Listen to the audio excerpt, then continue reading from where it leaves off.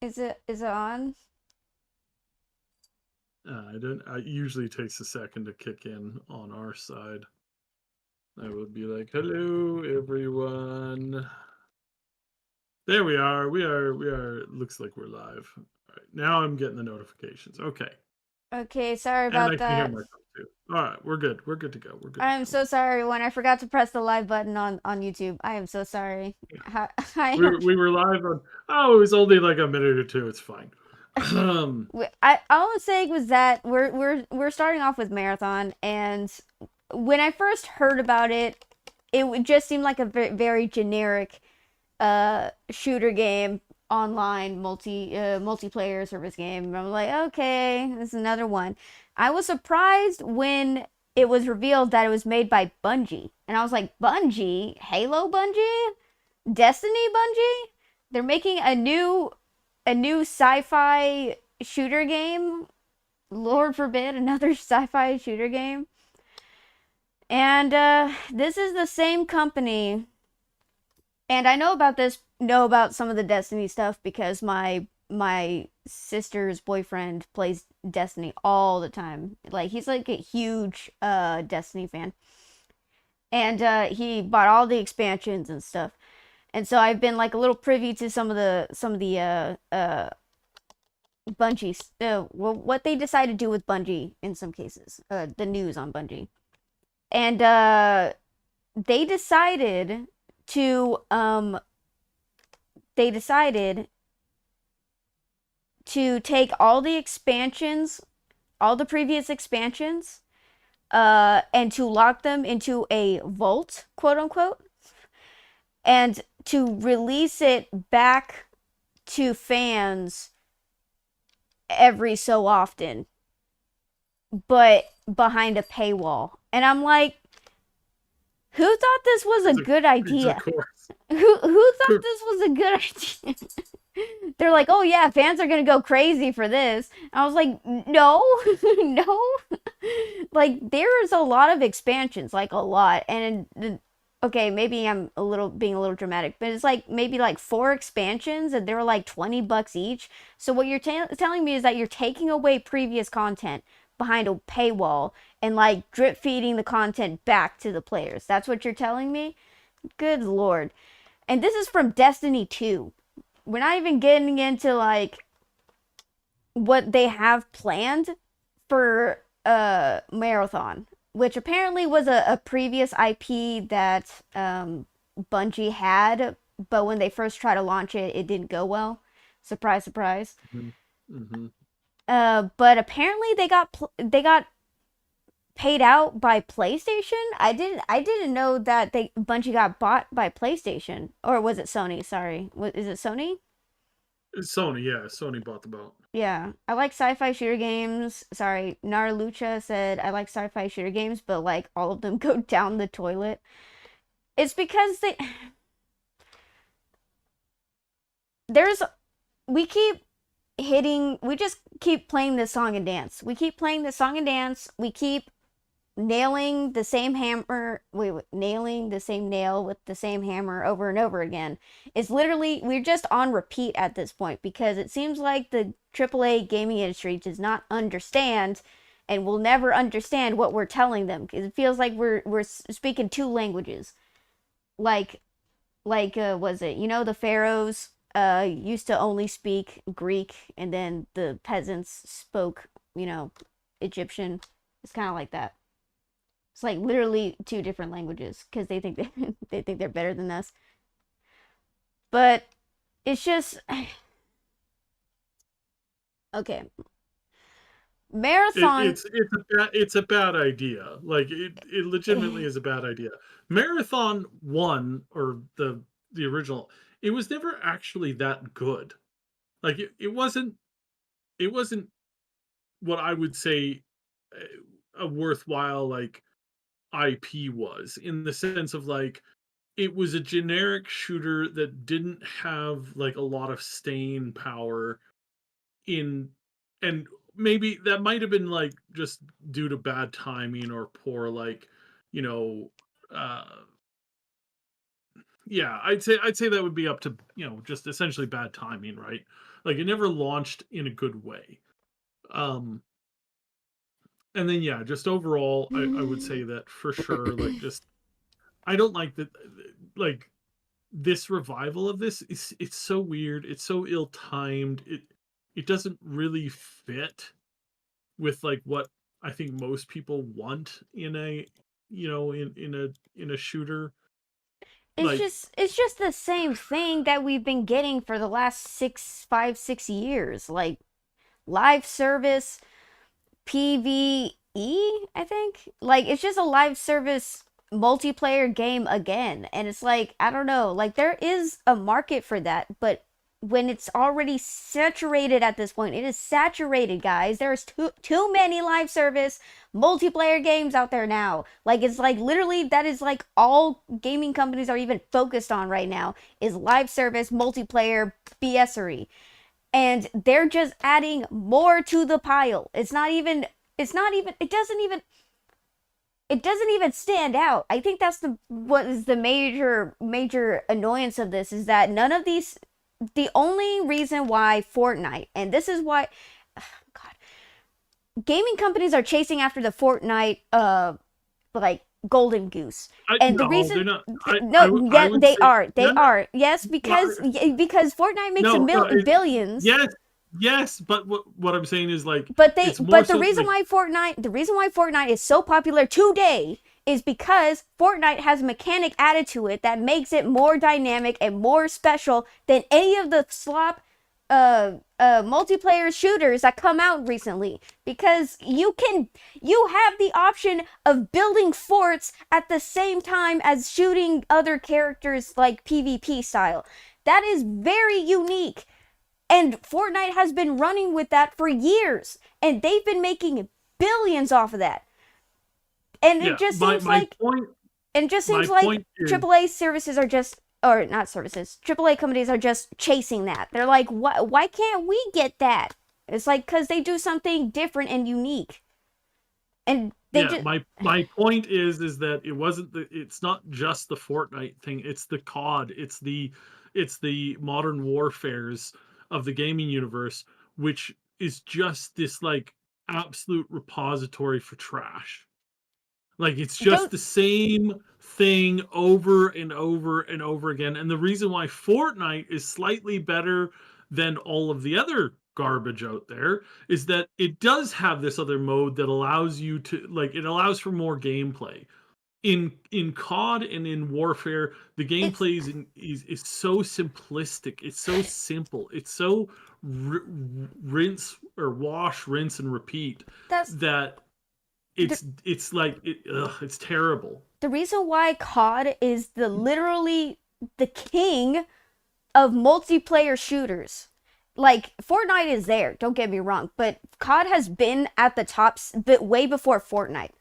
And it's still at the top for a reason, because it has a fan base.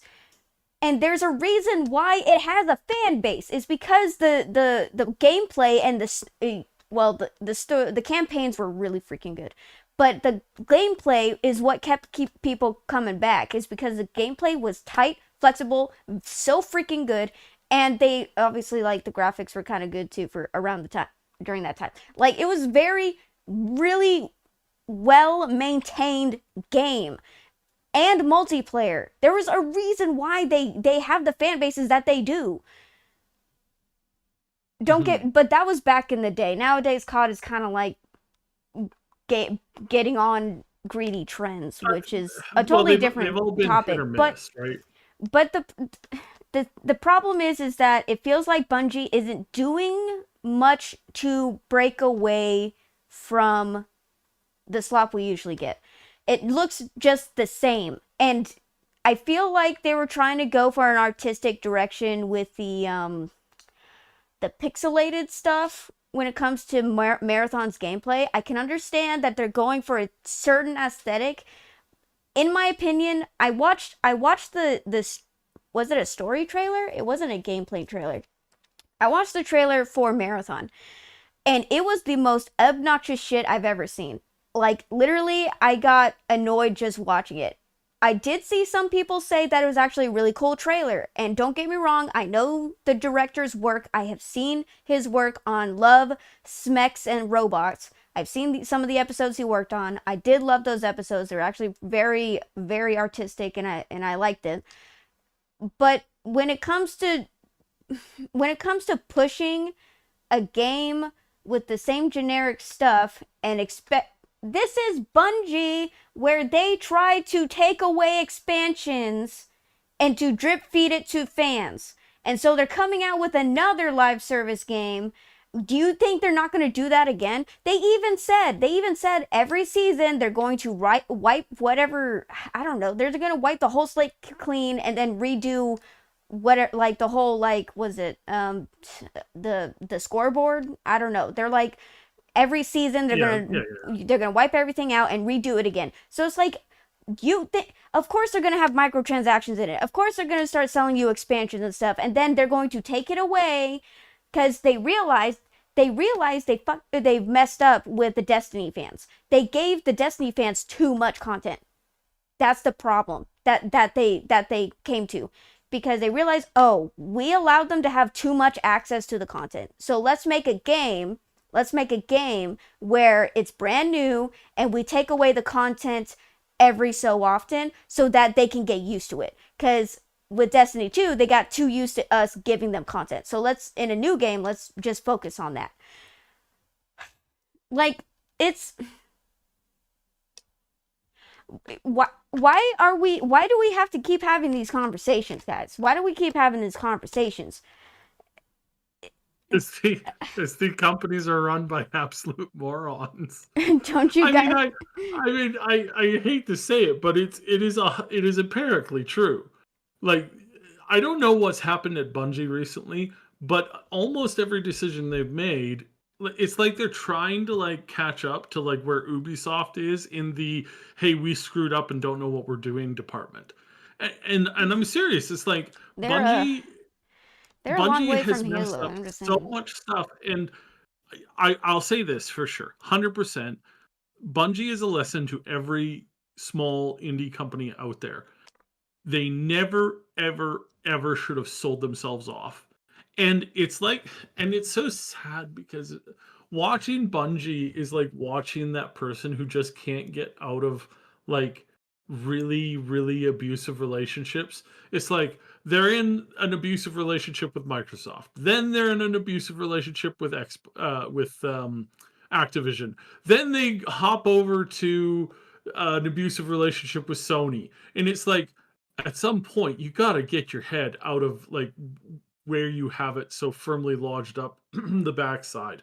It's like Yeah. at some point you have to admit that this is just you've gone too far. Like it just stop, please, for crying out loud, Bungie. It's not good to let other companies control you. Stop doing this because they keep It's making these horrible, horrible I mean, decisions. But I think they're addicted to being owned by somebody else. Ugh. to be perfectly fair, I think someone said that the people who used to make Halo aren't even there anymore. So Oh yeah, eh, no, I think most of them have left I think now for a that's long time. that's like pretty much the state of the industry anyways. Like most of the old guard has left and the new guard is just not as good as the old guard because they keep hiring people who are, it just seems like they just hire people obviously with no talent because of Hmm. certain other factors, if you know what I mean, instead of like actual experience and talent and who actually care about games. God, I keep remembering like some of the gameplay. The visuals look like, I guess they're trying to go for like a realistic, like if you were inside Pac-Man, but it was like realistic. Don't get me wrong, I can understand why they're doing this is because you're a human inside of a robot and this is what a robot would be seeing. And it's like, I don't know, like I'm not a fan of it. So Not I think that's such a cop out that they have with the oh, you're actually in robot bodies. It's like, okay, I hate to be a broken record here, I really do, but if you're giving us robot shells to play, it's almost as if this has been done before. Oh man, if I could only remember Warframe's name and talk about it for 2 hours straight. Oh yeah, it is. It's called Warframe. They did it, and you know what they focused on? They focused on having, and they had a really wild style, like they really did. Like the style of Warframe was kind of all over the place in the sense of like not necessarily something that's commonplace, and but they still have really great skins. And guess what? They released a ton of them, and they had really different abilities. I don't see very many different abilities with these characters, Oh yeah, which is Warframe. weird because it's coming from Bungie. And then the fact that you can't customize or shape the look or style of your character, despite the fact that they're using apparently customizable robot bodies, is frankly absurd to me. And it just, again, it's like, you know what the number one thing people request is like character customization. Yeah. It's like, and instead they're loading on these, like, frankly, they are terrible skins. Like they are genuinely god awful skins. Oh Like yeah. these things look like a Smurf threw up inside a It's crayon so crayon box. it's so weird. Like the artistic direction's like minimalist when it comes to environment, minimalist, but when it comes to character design, it's like like too much design. There's too much going on the characters, and I'm like, can you like tone it down? God damn. Well, that's my take on it as an artist. Like I'm like, it feels like it's so weird. Like the artistic direction is so freaking weird, and I don't. It's just it's like doing too much on one end and not doing enough on the other. Like I said, they're focusing so much on like simplicity and like kind of like making everything kind of square shaped and like digitalized when it comes to the environment. But when it comes to characters, it's like they splash so much freaking paint on the characters and put stickers all over their bodies and stuff like that. It's like they're doing way too much. And I know what they're trying to say. Oh, the human body is it's humans are used to being in robot bodies to the point where they just like treat it like a, you know how people when they have a laptop for a very long time and it's just covered in marker or covered in stickers and stuff, like it's kind of like that. I can understand that, but we're playing a game, dude. We're playing a game. Like these are not eye-catching visuals. Do you know what's an eye-catching visual? Elden Ring. Elden Ring had so much beautiful gothic design because it was interesting. It had details in it, but also like it had details in it, but also had like a certain creativity. Like literally, some of these monster designs are like the most disgusting things that can come out of your worst nightmare. Like the designs are so unique and crazy, but it's like It's terrible. It's frankly yeah, awful. Like frankly it's awful. genuinely like I again, Smurf throwing up inside a crayon box. That's what this looks like. There's no coherent sense, and they're like, oh well, that's what these people would be doing if they were customizing their.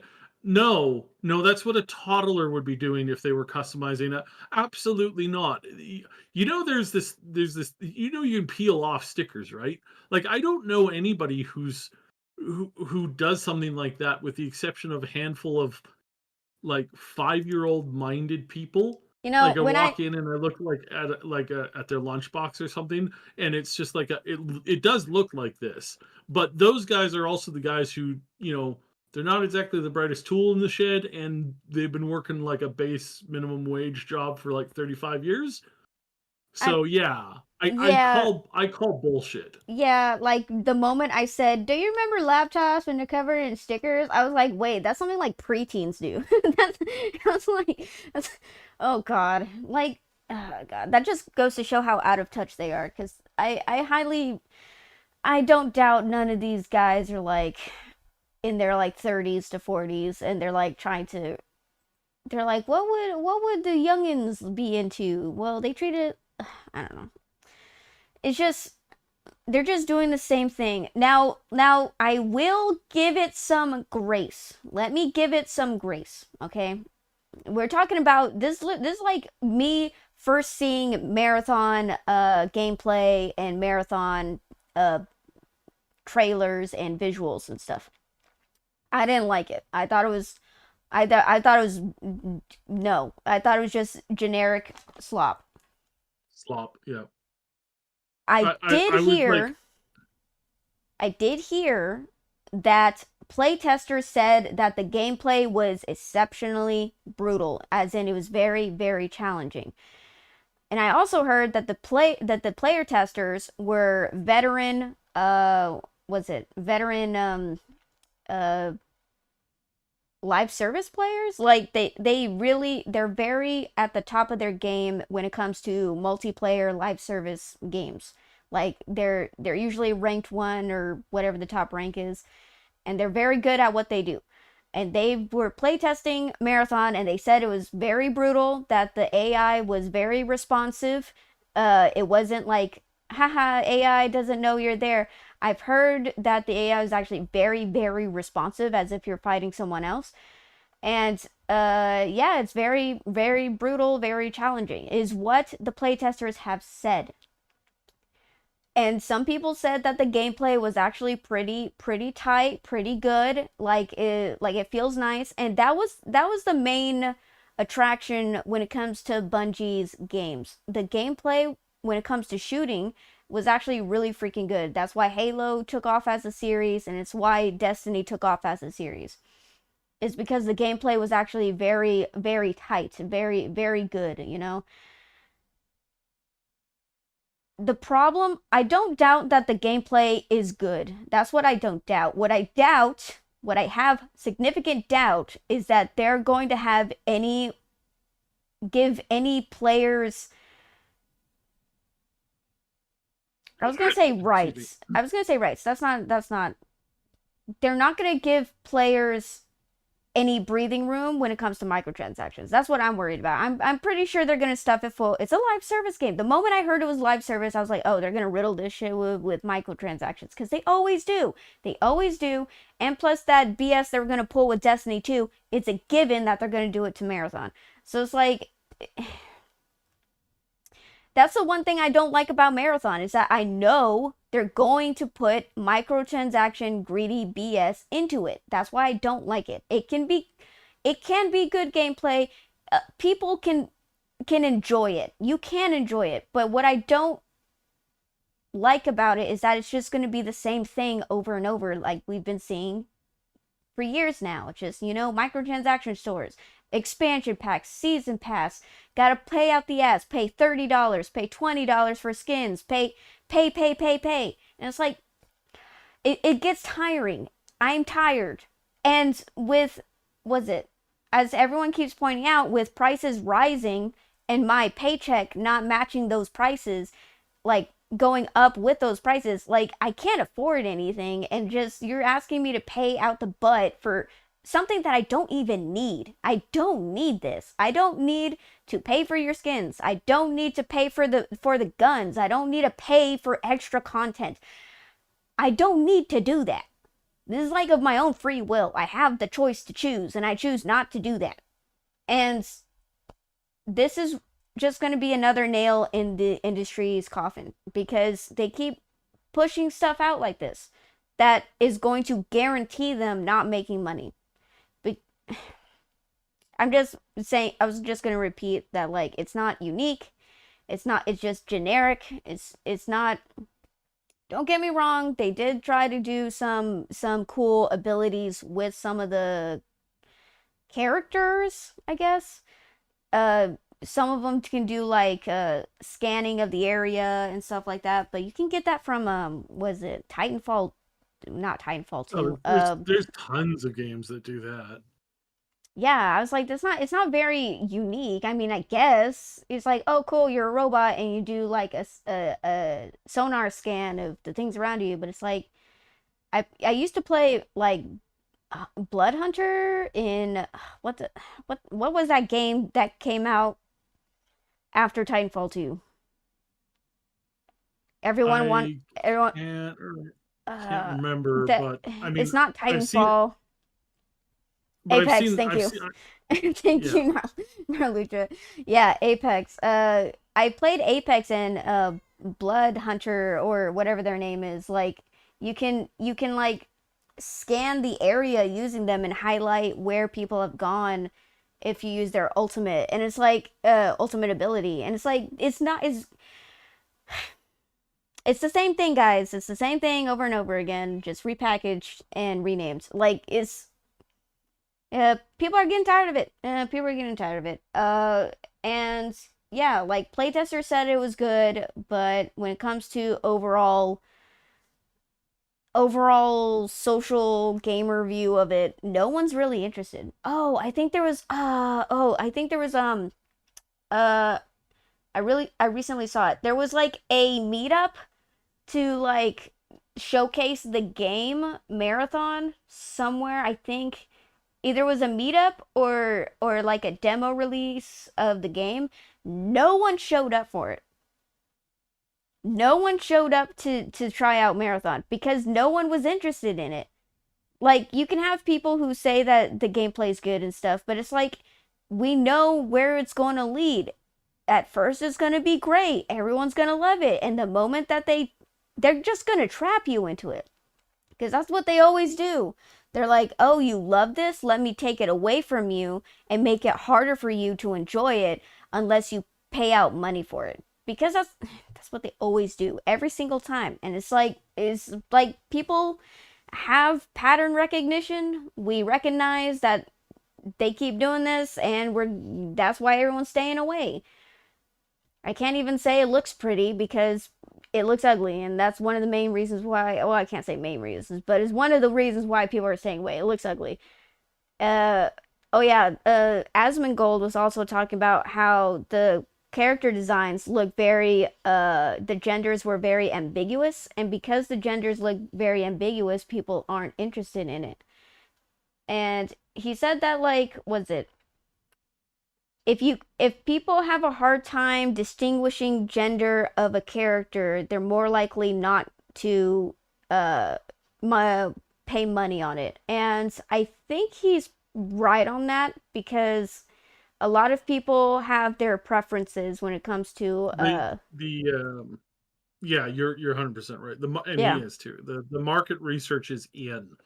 You know what people like playing? They like playing it's not necessarily about hypersexualized, but it's about very like playing into one's strengths. The more you try and play like an androgynous middle road, which there is a market for, like 100% there is, but that market is very, very small. So on an average team of say like 10 heroes, you'd want like probably four like hyper feminine characters, four hyper masculine characters, and then you have a monster character, like a character who's like just like straight up not a human, like Jeff from Marvel Rivals, right? The little fish guy, right? Yeah. And then and then you want like an androgynous type character because that's playing to the field of people who lean heavily towards those perspectives. And then you have different styles within all of them. Like they don't all have to look like they're the from the same clone batch, right? Like you want characters that look a different way, and you can have that masculine or that feminine energy show up in different things. Like you don't have to have, again, it doesn't, you don't have to go to Victoria's Secret or Jim's Gym, right? To pick out like four random people from those lineups. It's like, no, you pull from a variety of things that embrace those features. And we've got, only a few thousand years of history and cultures to pull from, of which there are many, and of which there are many different styles and looks and stuff like that. And then you've got everything in fantasy and everything in sci-fi. It's like the door is open to you really, really broadly for you to really embrace different looking characters. And what do we get instead? We get the same five characters who, at a distance, you can't really tell them apart from any of the other characters. And you don't even really know if, like, so the picture of the character that we used for the thumbnail, it's like that is one of the most feminine looking lips I've ever seen. Dude, not But gonna lie, apparently, not gonna lie, I thought that that character was a female in the trailer. I thought that was a female character with masculine features. No, it was a man. I was like, oh, that's hot. But that's because I kind of skew both ways. But well, that's because that's your style, yeah, right? But that's it my preference. that But isn't yeah. the but that isn't the style for the majority of people. And again, I go back to this every single week. I talk about this. You know what I would prefer is I would prefer, especially if you have this like premise that this is a you got a premise that this is robots who are being like slapped together with Lego essentially. It's like, then for the love of everything that is holy, let us make our own characters. I keep coming back to it, and I don't know how they missed the boat on this one so far. Like, just like firing 180 degrees in the wrong direction. It's like, what are you doing, Bungie? This is such a free win. Like, do all those androgynous things that you want to do. Throw in some of the stuff that's hyper masculine or feminine on one side or the other, and then let people build their own. And you know what they'd have? They'd have their own thing that they like doing, and then you could see the styles that are popular and expand on those things. But no, apparently that was too hard. So was making a wide cast list, because don't they just have six? They're launching this game with six characters, and they all look really similar, and half of them are like so covered up with junk that you can't even like see like personal features. It's like you have to like look really closely, as in look, I mean, like, you're running around a corner, you see the other team in a flash, and it's like, okay, which characters were there? I don't know, they're all glowing with purple junk on them. Which again goes back to this thing, and I hammered devs in the past about this, where they're like, oh no, we want the silhouette to be really important to the ability to see what characters are doing what where. And it's like, that doesn't work if half of the characters take you out from like hidden like from hidden like, snipe you, right? It's like, it doesn't matter what the silhouette of a sniper looks like. Their goal is not to be seen, you daft. It just doesn't work. You need to embrace this concept, especially when you're doing these kinds of shooters. It's like, people really want to see the characters more up close. Like, Marvel Rivals does this very, very well. Apex does this like a little bit better than most like long range shooters there are. But that's the thing. It's like, you want different characters. Going all the way back to Battleborn, you need characters that people are going to really enjoy. Like, you can't just go, oh yeah, we made a bunch of characters that look like garbage. And why isn't anybody playing our game? I don't know, because is it because all your characters look like garbage? Like, again, with the whole, like, with Bungie going, oh yeah, but our gameplay, we're really focused on the gameplay. Yeah, so we're Lawbreakers. And guess how that ended? You absolute clowns. I mean, I was gonna say something about Concord, but I don't even know if they even focused on gameplay on Concord. But wait, who made Concord? Wasn't Who made Concord? That was some new studio that got bought out by Sony, because and I can't I can't remember. remember the name of it, but they like, obviously garbage company now. Uh, It's like dead and buried. Absolute idiots. Oh, but I did hear that some of the people who worked on Concord are working in Bungie now. I could be wrong. Don't take my word for it, but I may have heard that some of the people who worked I've on, heard that. yeah, I've heard it too. yeah. I've So heard that a lot. that explains the aesthetic of the game. Honestly, that explains it. Uh, Well, I think they were going down this route beforehand, but again, the I the mean, absolute where arrogance of like, oh, we want characters that are, highly dislikable. It's like, why? look, Like, why? personally, I think the guy with the lipstick looks hot, but that's me, all right? I don't know about the chick. I think the chick design was too much. Like, was it like over exaggerated goth pixie girl is what it felt like. Like the design was like just slapping, it's like chaos all over her body. But I guess that could be like a certain characterization, but it's like I don't know. Like I feel like they're just doing too I think much. I just feel like they're yeah, just trying too hard with the design. I think they would have done like 1,000 times better if they had like embraced more of the like cyberpunk aesthetic. But again, it's like Yeah, they could it's have done that. They could have had like human Borgs or some stuff. Like they could have had one who's like full Borg, or there could have been one who's like just cyborg, some enhancements and stuff. They could have done that. They could have had a character with a metal head and then like a fleshy looking body. Like they could have done that. That would have been cool. We can, we can sit here and say talk about all the woulda couldas, but shoulda woulda couldas. But yeah, honestly, I think what it made me realize is that a lot of this stuff is coming from California. You you know? think Yeah, like I just like it just I don't like I heard of it. I heard, but then it kind of just hit me. I'm like, wow, this is just so California. Don't you done me? Don't you done me? I knew it was most of this shiza was based in California, but I was like, it just really hit me. Like, it's in California, dude. Like, all of this is from California. This is all coming from one state in America, bro. Most of America. This is like. I was gonna make a reference to a historical thing, but I'm not gonna do that. I'm backing out on that. But it's like. It's just one state, and they have full control over all of our entertainment to this degree. Like, it's freaking ridiculous, dude. It's like crazy. It's really crazy that these people have so much control over our entertainment and media. In California, dude. California? Like, there's way other. I don't know. You'd think well that there'd be other bases at in the this United rate, it's States. not at this rate, it's not going to last forever.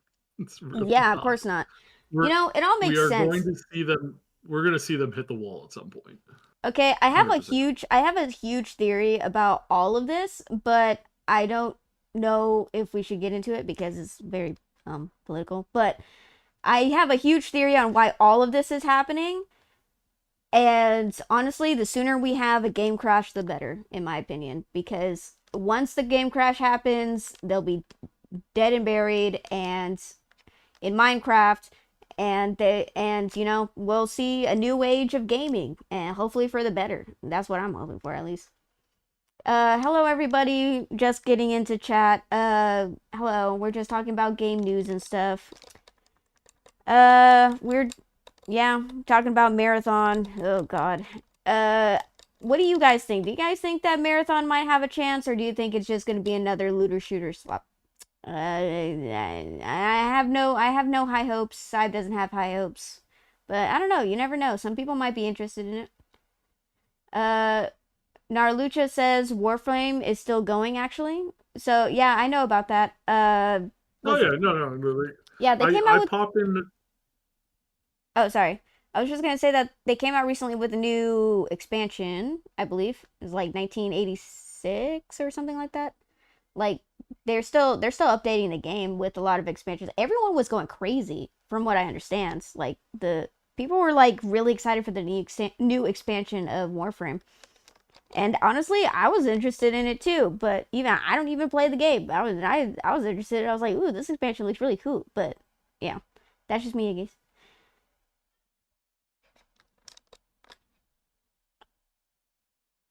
I like challenging gameplay, but I don't like extraction shooters.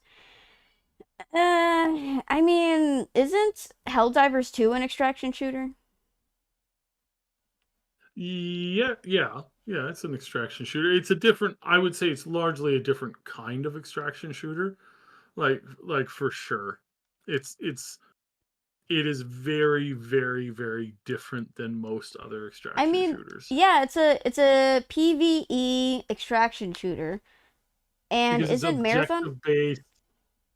Yeah, it's objective based. Whereas like most extraction shooters are find random loot and then get to the get to the whatever thing. So like, and I mean, I used to play a lot of actually Ash and I played a lot of the Division when it first came out. Ah, the Division, where a disease is ravaging New York. So you go hunting into people's, areas that they've been quarantined, and you pick up diseased materials, and then you take those diseased materials, you'll go out into the streets, you'll hand those diseased materials to other citizens, and then they'll give you their clothing off their back for you to wear without being washed. Wow. But then you find out that the real villains are the people in the division the whole time, and it's like, oh my goodness, Oh what my is this god. writing slop? Oh So my god, we terrible. were the baddies the whole time. Oh my god. Yeah, just it's that times like 10. It's really terrible. But the extraction mechanics on that was never as good as, like, it never had the sense of like payoff, because it's like, oh yeah, you have these really good fights, these really big fights, you steal stuff, you're going back and forth, you're it's feeling really, really good, and then you get out and it's like, congratulations, you got a scarf and three guns that you can't use, and you break them down for scrap that, in a daily need of like needing stuff to like advance, is like maybe like 1% of what you need to advance. So you the entire trip going in there doing all this stuff was essentially good for nothing. And that's really what it boils down to. And I like, those games drive me nuts, where there's no like progress, there's no momentum, there's no like you can do stuff, but you're not getting anything done, right? Like you Yeah. just, like, at that rate, I mean, you might as well be playing League, right? It's just this like dry, like, constantly. Yeah, it's like a Ferris wheel. You just go around and around and around, and it's like, that gets tiring after the first like 5 times that you do it. Yeah, I don't I understand mean, how people can even like those type of games. yeah, I don't get it, and again, there's ways to make this more interesting. Again, you mentioned Helldivers. Helldivers is a great example of taking the genre and like bumping it up a notch or two, making it a little bit more different. Um, and then these and then there's other games that have kind of dropped the ball on this, because they have such a massive, like, cool world with so many different types of characters and things in it, like the not the Marine, Space Marine, not the recent Space Marine, but the game that came out, right, about like 8 months or something like that before it, where it was an extraction team based shooter. You had different classes and stuff like that that you could play. I can't remember what it was called, but yeah, it's that kind of game where you're running around, and you had a bunch of different choices for like characters and stuff that you could do. But instead of like expanding out on the character list and really like opening up the ability to like really customize your character, again, it was just like, here is a simple refresh on all of the same content, do it all over again, and we haven't really added anything for customization or, unique anything. And it's like, This why can't you just make something better? And this you is feel like this is the why I industry is just just stuck. yeah, this is why I just stick with single player games, single player RPGs. Like, I don't know. It just seems like they usually just give you all the content that you want and need in one payment, and hundreds of hours worth of content, and get more bang for your buck is what I believe when it comes to RPGs, at least. But that's me. Everyone has their own preferences. Personally, I think they're crazy, but that's just me. We need more RPG games out there, damn it. We need more. We need more single player RPGs. Literally, I feel like we were literally about to get like a renaissance when it came to single player RPGs. Right during the freaking time that they started pushing for live service games, I was like, no, no. Literally, when they were doing a push for live service games, they're like, no one wants to play stupid single player RPGs anymore. And I'm like, no, no, my babies. But of course, we're seeing more of a pushback against that. Baldur's Gate 3 came out, Elden Ring, though I kind Mhm. of have opinions of Elden Ring not really being an RPG, but that's just me. But yeah, like It could definitely Elden Ring definitely needs more RPG elements. Now I say needs is it did all its big wins and all that kind of stuff. It's a very popular game, but and I'm not crapping on it. I'm just saying that like, can we please get a little bit more RPG mechanics in it? I don't know. yeah. That's my So opinion. Don't what's the crucify me over it. what's the maiden thing? What's that? Is that like a romance thing or is that like something else? Like I don't get what I having do a not know. maiden is important or not in the game. I do not know. I don't know if I that's a can't answer mechanic or for not. that. I haven't played I Elden Ring don't yet. know. I have it in my library. I just haven't played it yet because I'm scared. I have not I I have got not had the time for it at all. I want to, but it's like I've got like 10 other things that I've got like that I need to do more so than that right now. I kind of got Probably 100. I was playing Wukong and I kind of got traumatized with Wukong, so I was like, I don't know if I can handle like Souls like games anymore. But I don't know. I have it, so might as well try to play it at some point. Mhm. Narlucha said about Marathon, I am honestly apathetic towards Marathon. It doesn't look like it's even worth the energy to pay attention to. Yeah, that pretty much sums it up. Uh, dang it, my bro-in-law's like making food right now, and it's making me hungry because he's making barbecue. I don't Oh, need that's good. our Narlucha said I don't need RPG mechanics in Elden Ring. I just need some good RPGs to play. Elden Ring doesn't have to be the game that does that. I mean, fair enough, yeah. Hmm. It just feels like they just slap RPG on it like kind of willy-nilly when it comes to some games and I'm like, it's not even RPG, bro. Like it's just you have some player choices in it, but it's like doesn't even affect gameplay and doesn't well, actually never mind, it does affect the story. Some of the your decisions in Elden Ring does affect the story. So maybe it does have RPG elements. But in other cases when other games not Elden Ring, but other games slap RPG onto the tag like you can actually affect things when you don't really, and it's just like it feels like people just are adding the tag just because oh you can create your own character and that's it, you have no effect of the story other than that, and it's like well why even have it on there in the first place, like I don't know it, as someone who likes RPGs that's just something that annoys me, but yeah, what were we talking about? What was going on? I got RPG brain. RPGs, yeah. Yeah, uh RPGs, yeah. Marathon is gonna go down a shitter. I'm sorry. Like, I don't know, maybe people will discover that is actually pretty good. Maybe it could be a cult classic. Maybe it could make a comeback the moment it's released. I don't know. But right now it's not looking good because yeah, it doesn't look good, so it's not looking good. Uh let's see, what else? We got the Bioware news. Got the Nintendo stuff still. I mean, Baldur's Gate 3 recently came out with the new Yeah, patch. It more was the balls, last more Baldur's Gate. Oh God, it is the last patch that they're giving out, and before they focus on two new projects.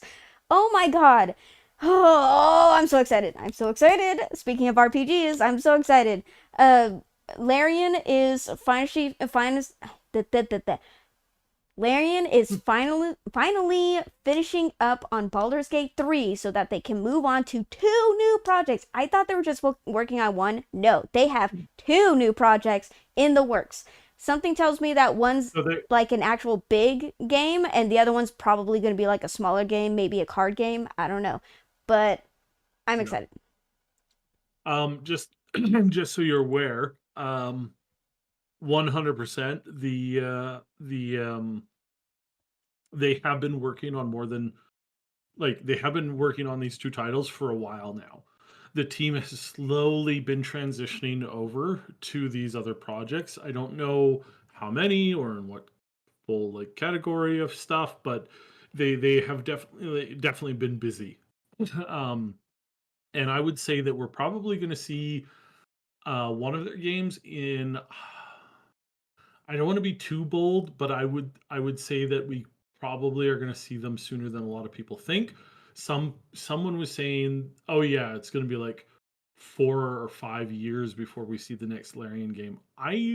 I think closer to 2 to 3, Ooh, especially if that this sounds smaller cool. game is something that they're working on first. So yeah, that's a I'm big. interested in that. I mean, I also heard that they're also maybe doing an anime spin-off of Baldur's Gate 3. They might make an animated show of it. I don't know if they're actually going to do that, I've heard I've but heard those rumors. I don't know if they're true or not because that involves Hasbro, one of the oh yeah, yeah, smartest, most yeah. brilliant companies in the entire world right now. Mm.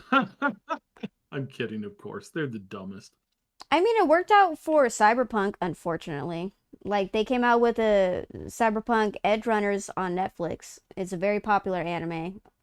If you They haven't, didn't they if you didn't haven't do watched, that though. Like they if you, arranged it, but they did not have a hand in making it. In fact, they tried to kill it halfway through because they were like, "Guys, we can't have lollies, okay? Like young, petite, skinny, really effeminate girls are just not they just don't exist, okay? That's a fantasy of some weird pervert." It's like, have um, you have you gone hello, outside recently? hello, Yeah. hi, hello, I'm here. Mhm. Mhm. Mhm. 4'8" in my late 20s. Hello, hello. Yeah, exactly.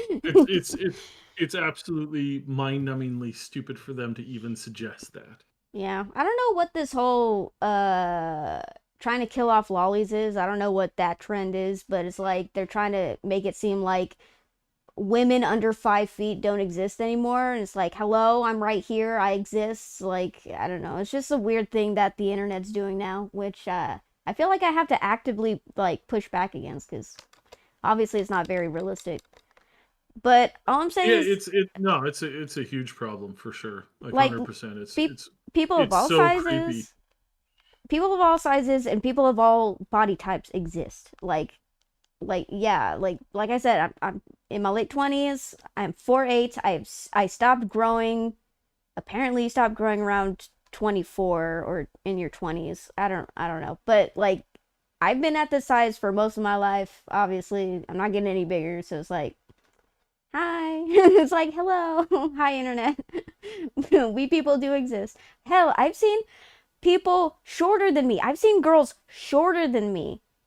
They're shorter than me and they're like the same age as me and they're like small. And I'm like, we exist, dude. It's like they're making it seem like we're like this fictional creature. We're like unicorns. We don't exist. And it's like, no, we do. We're out there.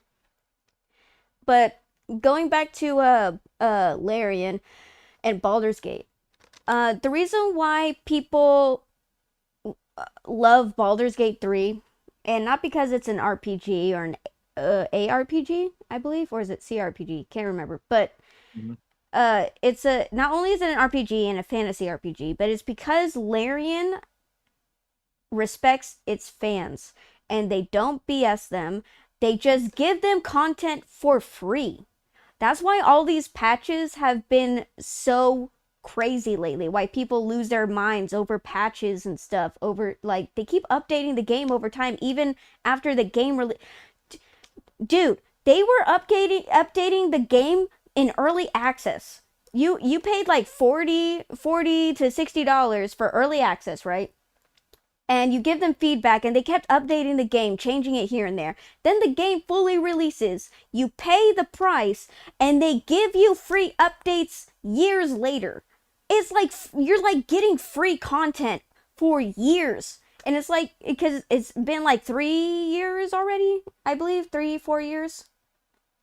3? Yeah, I Mhm. think it's been about 3 years since the Been coming game up, release. yeah. And they were giving you free content. Do you know how crazy that is nowadays? Most game developers will price you out the butt for this extra content. And all they were doing was fixing the game, adding new subclasses, adding some extra cutscenes here and there, adjusting cutscenes, because apparently there's like a controversy when it comes to like the kissing animations when if you're romancing some characters, like if you're if you're like a gnome romancing the wizard dude, like him kissing you was like a weird animation that happened, so they fixed it because they heard the feedback. They're like players, had comments to say. My comment is that I think they should have worked on Will's character a lot better, because apparently I never interacted with Will during the early access, but apparently Will's storyline was a lot more interesting during early access than it was when the before the game released. And now he's more boring and uninteresting. And I think he's boring and uninteresting. And I played the game and I interacted with him a little bit. I don't even know what he's like when you romance him. That's the only bad thing I feel like kind of brings down the game a little bit, is that Will's content was very lackluster. It didn't feel very interesting to me, while everyone else had like really awesome well, I wouldn't say awesome, but they had like really engaging storylines. But it feels like Will was like the weak link of the whole cast. And I'm mad that they won't let it. They never updated it so that we could kiss Gortash. I am so mad. I can't. Why can I not smooch the bad guy? That's not fair. We asked for this. We made a petition, Larian. Why are you denying us this? I'm sure some of the mods coming out will fix that.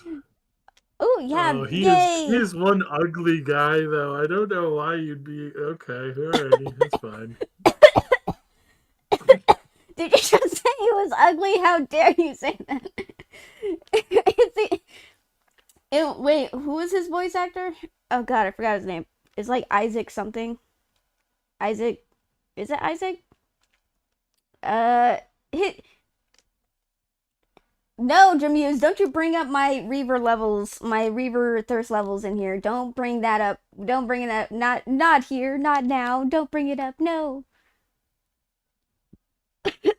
Goodness gracious. But that's why people love Larian. Going back, getting away from all that. Wait, Narlucha said, "Oh, Will and Karlak and Gale are meh." I mean, yeah, some people said that they nerfed Gale's character too, because people when you interacted with Gale in early access, he was a very if he flirted with Shadowheart the moment he met her.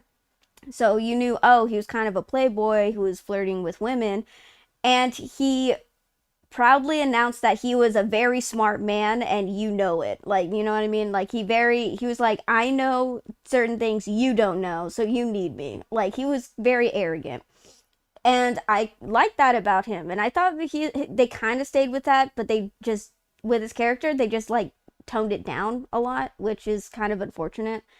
But yeah, it's just I don't know. It's just it feels like they got scared when it came to making character flaws for the characters, because they thought that it would be, especially during the mindset of social media and stuff back then, like having a guy who was like a playboy and flirty and is like a know-it-all, like that's toxic, like is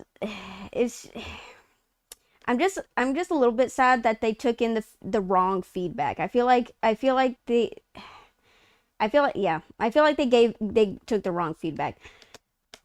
I mean, some feedback worked, like they fixed a lot of animations and a lot of game bugs. It's just when it comes to character design choice, when it comes to character arcs, I don't think the public should really be giving the story writers feedback on that, personally, because I think they did a great job with the characters in early access, and whatever feedback on whoever thought that it was a good idea to give them any type of feedback about the characters, they totally nerfed the characters when the game released. Like, it was like it was just a little disappointing, because I feel like if the community didn't give whatever feedback that they did about the characters and the character arcs, I think we would have had a bit, like, we would love the characters more because of the flaws that they had especially when they exhibited it like in the fully released game. Like I feel like we could have had something very, very beautiful and special if they didn't nerf the characters the way that they did. But that's just, I think they did a good job with Karlach and Gale with what they have, but let's be honest, whatever feedback they took out of from early access totally ruined Will and kind of toned down everything else for everyone else. So that kind of unfortunate. But yeah. Was I talking about? Oh, I'm sorry. I keep going on and on and on. Okay. Baldur's Gate 3 is special because it respects players. That's why everyone loves Baldur's Gate 3. What I hate is that people keep pushing the narrative that to lower your expectations because Baldur's Gate 3 was a fluke. I cannot stand that because Yeah. they're like we don't have the technology to do that. We don't have the resources. You are a multi-billion-dollar company who outsources to cheap labor countries. What do you mean you don't have the resources? What do you mean you don't have the free a indie studio has more resources to make these type of games than you do? Is that what you're saying? How come an indie studio made this and you can't? What's stopping you? Oh, that's right. Your corporate greed. My bad. My bad. It's so ridiculous. I can't stand it, dude. I can't stand that they keep making these excuses. And they're like, lower your expectations. We can't make beautiful masterpiece games anymore, guys. Get with the new age modern times. Modern times where we just have mid slop that's not even worth the money to even buy anymore, dude. Like I can't stand it. It's so annoying. Like Baldur's Gate 3 is what Dragon Age Inquisition should have been. Mm-hmm. The problem with why Inquisition looks the way it does is because it had was it EA forced live service into Dragon Age Inquisition. And I can feel Well, it. I mean, I can feel it in they've the been forcing gameplay. that. Yeah, they've been forcing that stuff into BioWare for a long time, ever since like going all the way back to. I mean, it goes all the way back to when they first took them. Like they started the process then, and you could see it in there beforehand. There was pushes for some of the first DLC ever in the form of like online content DLC was stuff for Neverwinter Nights 1. Most people Ugh. didn't even have like most people had dial-up internet when those DLCs came out and they required a constant internet connection. Um so the problem has always been there with with BioWare in specifically. But on top of that, like more recently, we have seen this giant push for the company to move away from the things that they built the CRPG genre. They built the concept of deep role play. Again, going all the way back to Neverwinter Nights 1, which was one of the very first like fully 3D deep RPGs where you had so many classes and character combinations. You had I think it was like millions of combinations that you could do. Like just it was ridiculous. You had so many classes, so many abilities, so many things to level up, so many unique like cool spells and stuff like that. You had this all from the get-go, and apparently they just well, not apparently, like obviously they moved away from it, despite the fact that Dragon Age was doing really really well, but so was Mass Effect. So they're like, oh well, we need to move away from like the generic fantasy RPG stuff. It's like no, like no, just no, stop. This is the people like this. They're enjoying this. This is something that they're having fun with. What are you doing? Why are like, oh, it's so frustrating on so many levels, right? Like it and it just got worse over time. Um, so yeah, so this is something that like obviously I'm bitter about, right? Obviously.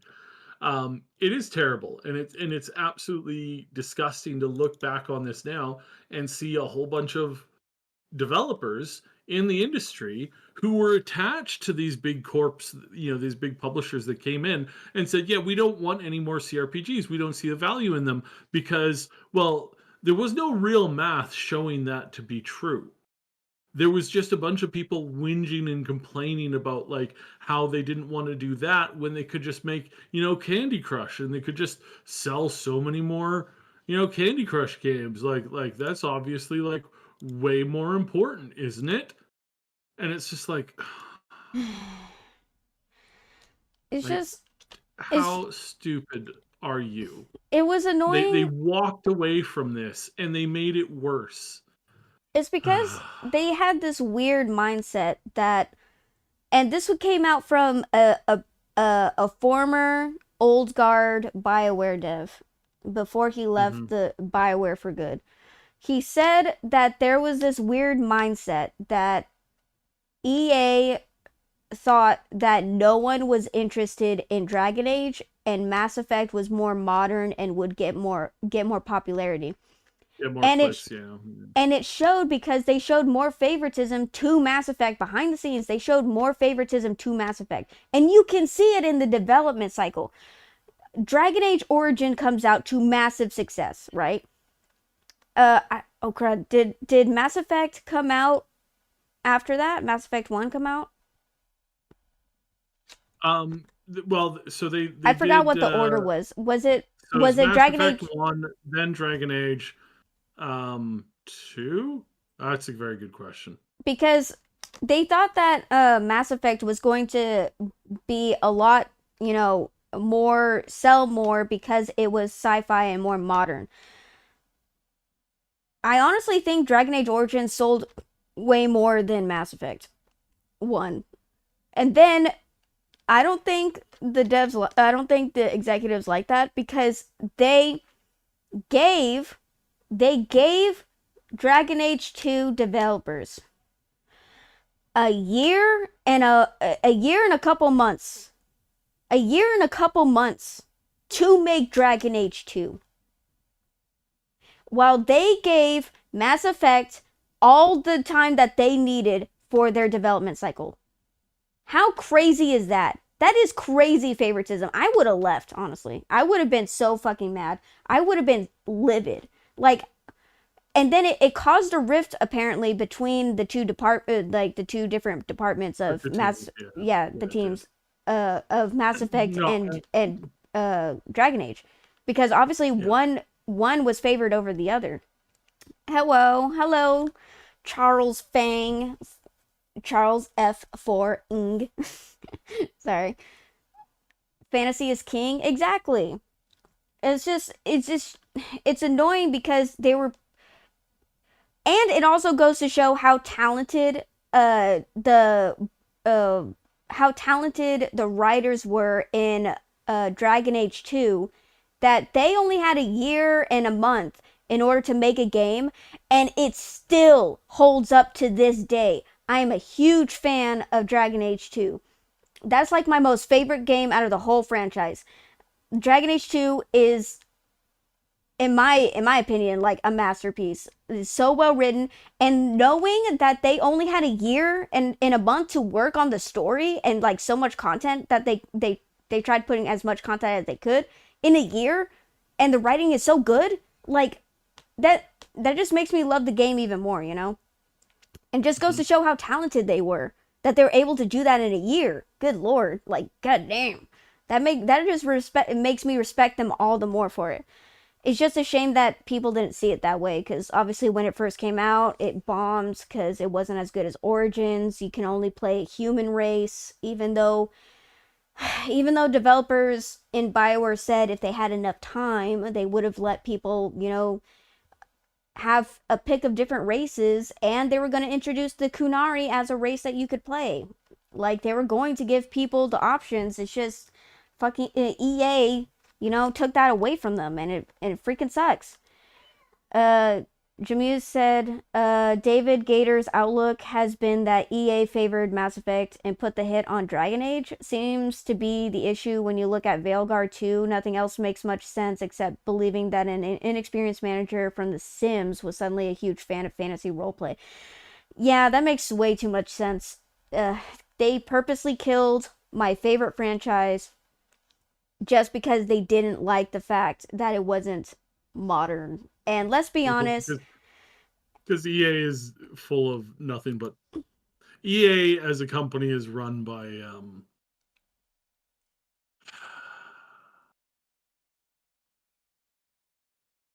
yeah, I don't want to get in trouble, but they're not run by people whose IQ is above an 80 in my humble opinion.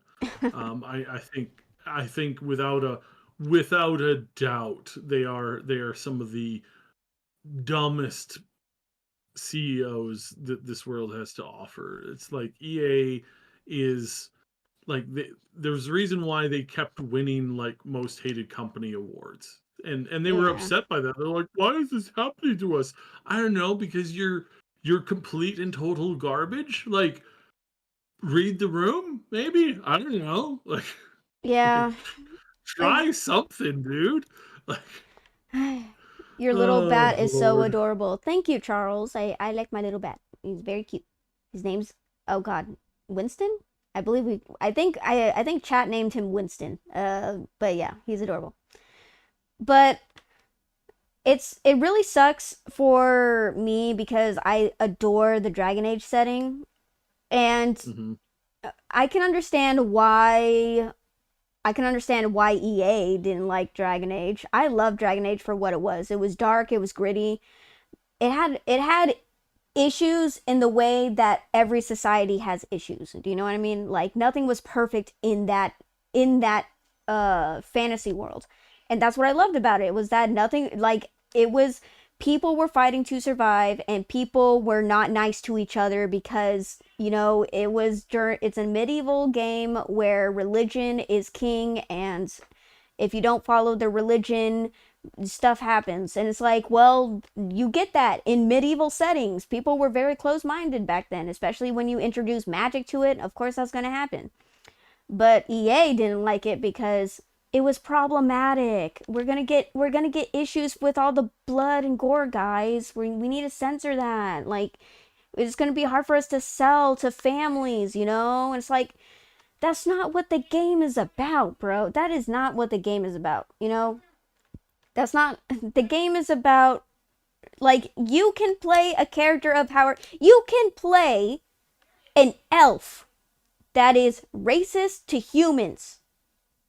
You have that, like, you can play that type of character. You can play a dwarf that's just, racist to everybody. Like you're like you can well, you can't play a Kunari, but you can play these type of characters. They give you the option to do, it is an option. You don't have to play those characters. But I know some people who actually loved playing elves and being racist towards humans. Like you have no idea. That was like the most popular character origin you can play in Dragon Age was a racist elf because was it humans were racist to elves all the time, so people like to that little was it sir It was such a get a taste of it your own was a really medicine. good twist. Yeah, it was a Yeah. really, really good twist on the standard like elf perspective, because the elves were like they were poor, they were broke, they were like they were not in a good position at all. They were they were the thieves, the scum, Thank you, the poor Jamuse. people running around. Yeah, yeah, Jamuse it came was in with pretty. that save. uh Naruto was like, I like being racist assholes to humans, and Jamuse like, in the game, in the game, in the game. Of course. EA makes me nauseous. Yeah. Kingdom Come Deliverance really comes to mind. What were they trying to censor Kingdom Come Deliverance? Was there an issue with that? I think there was. I mean, that's just Oh, I mean censorship, right? Like it's the yeah. hot topic of today. Everybody loves to censor everything. It's great, it's great. Everybody loves it. Garbage. Yeah, it's just like I know it had its flaws, but it gave you the options of not succumbing to those flaws. Do you know what I mean? Like Hmm. you can either be part of the problem in the game in this fantasy setting. You can either become part of the problem or try to change things. And that's what I loved about this game was that it gave you not only evil options but neutral options and good options. Like you had options, dude, which is sad to see cuz literally what we're left with is Veilguard. And they didn't even let you have evil options. They Hmm. refused to let you to even be mean to your companions. When even in Inquisition, you had the option of punching one of your companions. You had the option to do that. I didn't do it, but someone definitely did it. Other people definitely did it because it was an option. And for some reason, they didn't like Solus. I liked Solus. He was actually best bros with my Inquisitor. I don't know why no one likes Solus. Some people don't like Solus, but yeah, like that was an option though. But in Veilguard, it is so sanitized that they don't even give you any type of wiggle room. They're like, you are the hero, and that's all you're playing, Biz. You are not playing a gray character. You're not playing the anti-hero. You are the hero, so you're gonna act like it. Do you know what I mean? Like it gives you. That's not even an RPG, bro. That's not even an RPG.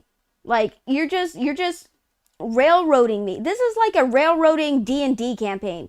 And for those of you who don't know, a railroading is when you have to follow a certain set of choices and a certain storyline to the T of the dungeon master. Even though you want to play something else, the dungeon master won't let you because the dungeon master wants to play a certain way and won't allow the players to play a certain way. That's called railroading. And I freaking hate that. I freaking hate it when I play an RPG and I have no effect over the world and I have no effect over the story and I have no choices to do what I want. Like it just pisses me off. Jamuse, you are not gonna railroad me, right? You're not gonna railroad me in our D&D campaign. Well, it's not D&D, but our Dragon Age tabletop game, right? Right? Right? Right? Right? You're not gonna do that, right? Yeah, railroading is worst. Ugh. I hate it when it comes to when it comes to RPGs. I hate it when people railroad and they're like, "Oh, you can the only difference is that you can choose who to romance and you have no effect over the story whatsoever." And it's like, what the why am I playing this RPG if it doesn't even let me affect the story? Like it's kind of stupid. Don't get me don't get me wrong, I love romances and RPGs, but I also like story, you know. Sandbox games are king. Well, in RPGs, I remember it in Final Fantasy 13. Do they railroad you in that?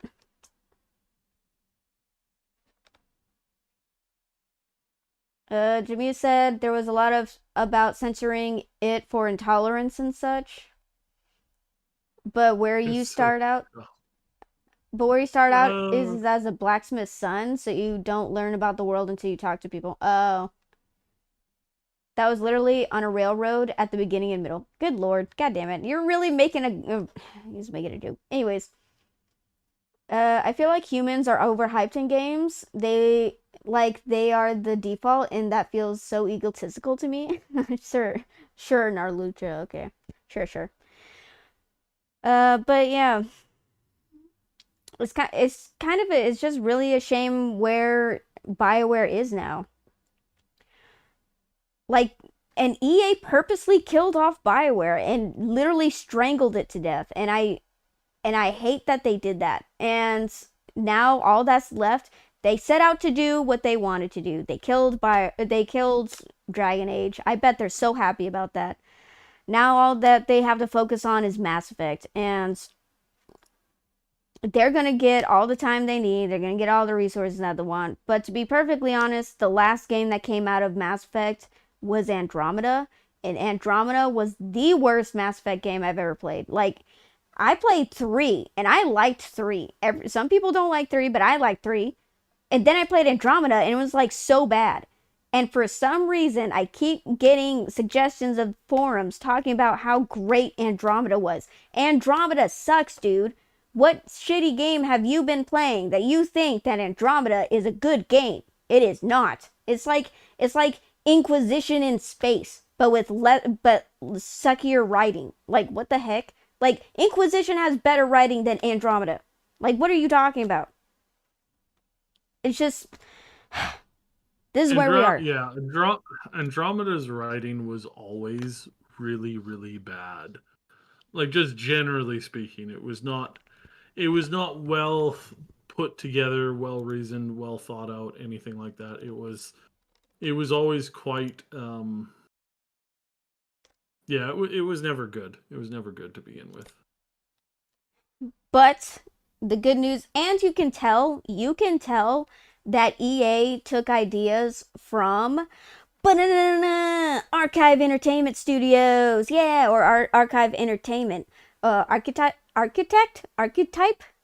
Oh god damn it, I forgot. I was literally watching their videos and I totally archi architect entertainment.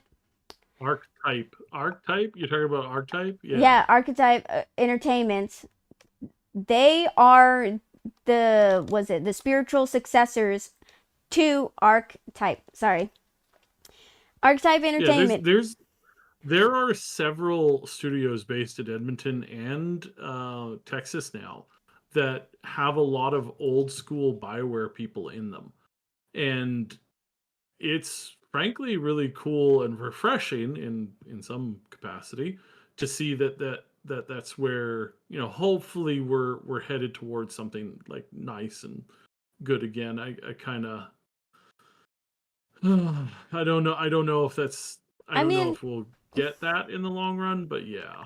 don't get me wrong. Some people really want a return to form. When it, hey, see what I did there? Return to form, because journalists keep saying that, but it's never a return to form. But in this case, it should be. But I just want to see a return to form of previous Bioware, old guard. You know, the people who actually made Mass Effect and Dragon Age. And I wish that they would come back to the RPG genre. Personally, that could be selfish on my part because I did see that Mark was it Mark Laidlaw or Mark Gator? I'm not privy to everyone's I'm names. pretty sure it's Laidlaw. Yeah, Laidlaw said that he got burnt out on the fantasy setting and he wanted to work on something else, and I could totally understand Mhm. that. And you can see it in some of the games that he's produced recently. I forgot the name of his studio. It's like Gold Stone or Gold Path Entertainment, Gold Road Studios. I don't know. I forgot what it was. I'm sorry. I'm sorry. I should be having all this information, but I'm a little my head's a little Shame, fuzzy right now. shame, shame. No. But Uh, uh they uh they made he made his own studio and they're starting to make like more action games, and or they came out with an action game and they came out with they're working on a card game, and that's something he wants to work on, and I want to see them succeed in their own way. But I would also, that RPG nerd in me wants to see them come back to their roots and like make a good RPG again. And you see that with, at least with Archetype Entertainment. They're coming out with a spiritual successor to Mass Effect and called Exodus, which I honestly feel like Exodus is just a callback to when they made Dragon Age 2. Do you want to know what the name was of Dragon Age 2? They, Cy-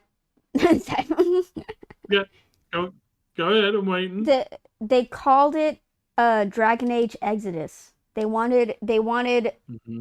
to name Dragon Age Exodus, but EA didn't like the name, so they just named it Dragon Age 2. But I feel like it sings of rebellion of them coming out with their own AAA game with the name Exodus, the name that EA told them to get rid of. And I just love that for them. And I love that it kind of sings back to like Dragon Age a little bit, even though Yeah, it's Mass Effect and feeling. And I love that. I really do hope that they really get there with what they're doing. Yeah, I hope Like, so too. fingers crossed. It seems like they have like a really good story they're working on a good story, and plus they have a brilliant sci-fi writer. I forgot his name, Peter something. They made a they made a book to like was it as a prequel to the game series, but I forgot. I am not in my best form today. I'm so sorry, guys. I keep forgetting. I literally was watching videos of this yesterday, and I totally now I'm like blanking on everything. But it's just I am so excited because you can actually tell that Exodus takes a lot of uh inspiration, quote unquote, from Mass Effect Andromeda. And I'm like, why does this seem like Mass Effect Andromeda? Because it's about humans who go out into space because Earth was dying. And so they have to colonize distant planets. And I was like, that sounds like the premise for Andromeda. And I'm like, this is what Andromeda was supposed to be before EA got their claws into it, you know? Like before EA kicked out the old guard. This is what Andromeda was supposed to be. And I was like, oh my god, this is so freaking amazing. And they and it's so I I am so excited for this game to come out. And apparently it's coming out sometime next year. And I'm so excited. I hope it's early next year, but that's just my high hopes. But it could be mid next year at the most. I don't see it coming out like the end, like towards the back end of next year. I don't think so. I think it's like either early to mid because they're already doing some marketing stuff for the game. So it's around that time. But I'm excited. I'm so excited because the lore is extensive and very interesting. I can't wait for the table. I think the tabletop should be released already. Jamuse, get on that. Get on that, Jamuse. Get the Exodus tabletop. I want to play as an awakened crow because they sound fascinating. But I'm there's like these creatures called awakened animals, which are animals that have the same intelligence as humans, and they're just basically and they live among humans. I didn't know that, but like apparently it's part of the lore that Somebody somebody on the development team was playing a lot of Stellaris. Mm-hmm. Mm-hmm. Mm-hmm. Stellaris. Stellaris, yeah, yeah, definitely Stellaris. What makes you think In I don't already Stellaris, have it? you can uplift fauna from the world, so you can like get like whatever species you want, like dogs or monkeys or whatever, and then you can like turn them into like sentient creatures Mm. through a combination of like evolution or like Ah. cybernetics. Yeah, it's definitely and weirdly enough, it's like I really do think that this is an area of sci-fi that we don't talk about enough. Like 100%, I think we should be talking way more about this than a bunch of other things out there. It's like I really admire and look up to the sci-fi that includes like uplifting basic creatures because I look at horses, I look at octopuses, I look at especially huskies and some cats where it's like dude, these things are so close to sentience. It's like they're almost there. I really think that. Like, I really think huskies are like really getting towards that like fully realized, actualized like sentient level. I don't know. I might be crazy. Well, I look. They have apparently depending on what animal you're playing as or like working with, they have different abilities. And I thought that was interesting because Hmm. like bears apparently used to be like healers and like they would like heal people and stuff, but something happened and now they're more aggressive and they're more dangerous now. Uh I could tell you what it was. Oh, I think it's like they were mainly used for like wars and battle, but after the wars were over, they're kind of like left to their own devices, kind of abandoned, and so it left them like kind of crazy. Or was it the Mm. stimulants? Were they given stimulants and then they went It crazy with was that? probably I would go out on I would say highly likely that it was the stimulants. Yeah. Yes, 100%. Yeah, because I think they had more of an obviously a nurturing nature, and I think they were Which instead of which they don't, by the way. Just so you're aware, if you see a bear in the wild and it's a brown bear or a white one, you're like 90% toast. Like it is you are going to end up in its stomach at some point. So yeah, don't look in its eyes and don't immediately run away. Try to scare it off as best you can. what was it? What's the three bear rule? Like if it's a black bear, you're fine. If it's a brown bear, Yeah, blackberry you can scare away easily. They will gang up on you if they're like desperate enough. Um yeah, so like don't rely too much on that uh saving you. uh something about black Black bears bears. will I mean not black bears, brown brown bears. bears will eat you. Brown bears will eat you Po- 100%. They will snack down on you nice and hard. and polar bears, goodbye. Goodbye. Polar bears will Yeah, yeah. off you. They will off you. Like, yeah. So brown bears and polar bears are both Polar, dangerous. I mean, polar bears are the black bears only can be animal dangerous, on but Earth that will actively like hunt you down and kill you and eat you. It's really messed up. uh kawaii cutie lurky's in a pickup line. Hey shawty, wanna spend Easter with me? I got Hershey's Kisses. Unless you'd rather have the real thing. Oh my. Don't worry, Balls. Kawaii Cutie does that all the time. Is fine. Thank you, Kawaii Cutie. But yeah, I'm just like really excited for Exodus. I can't wait to see especially with the time dilation, how that's gonna affect story and gameplay.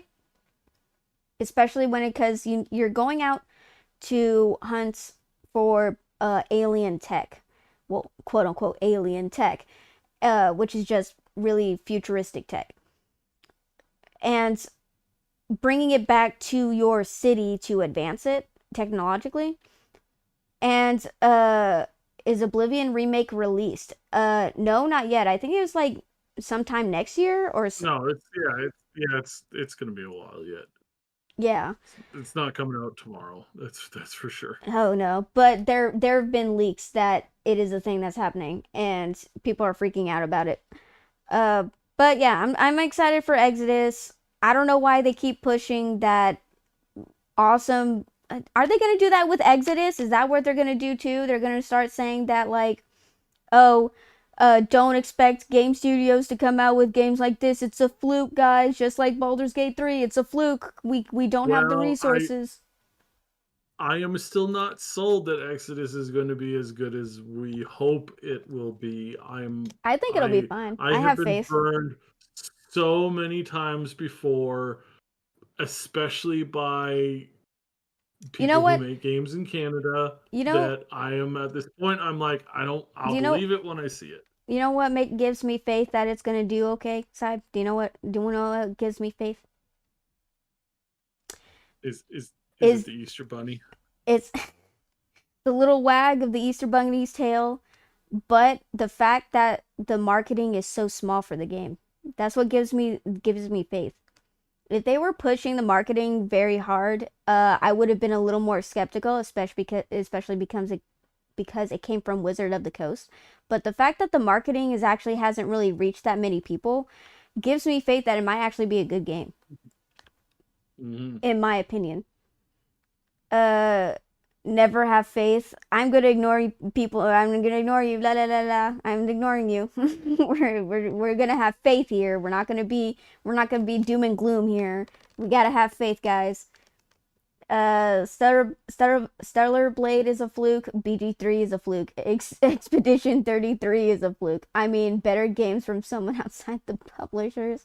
Yeah, they're all flukes, guys. You know, Power World was a fluke. Schedule 1 was a fluke. Like, come on, guys. Literally, a guy made Schedule 1. One guy made Schedule 1, dude.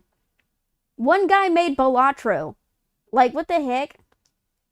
It never happened before.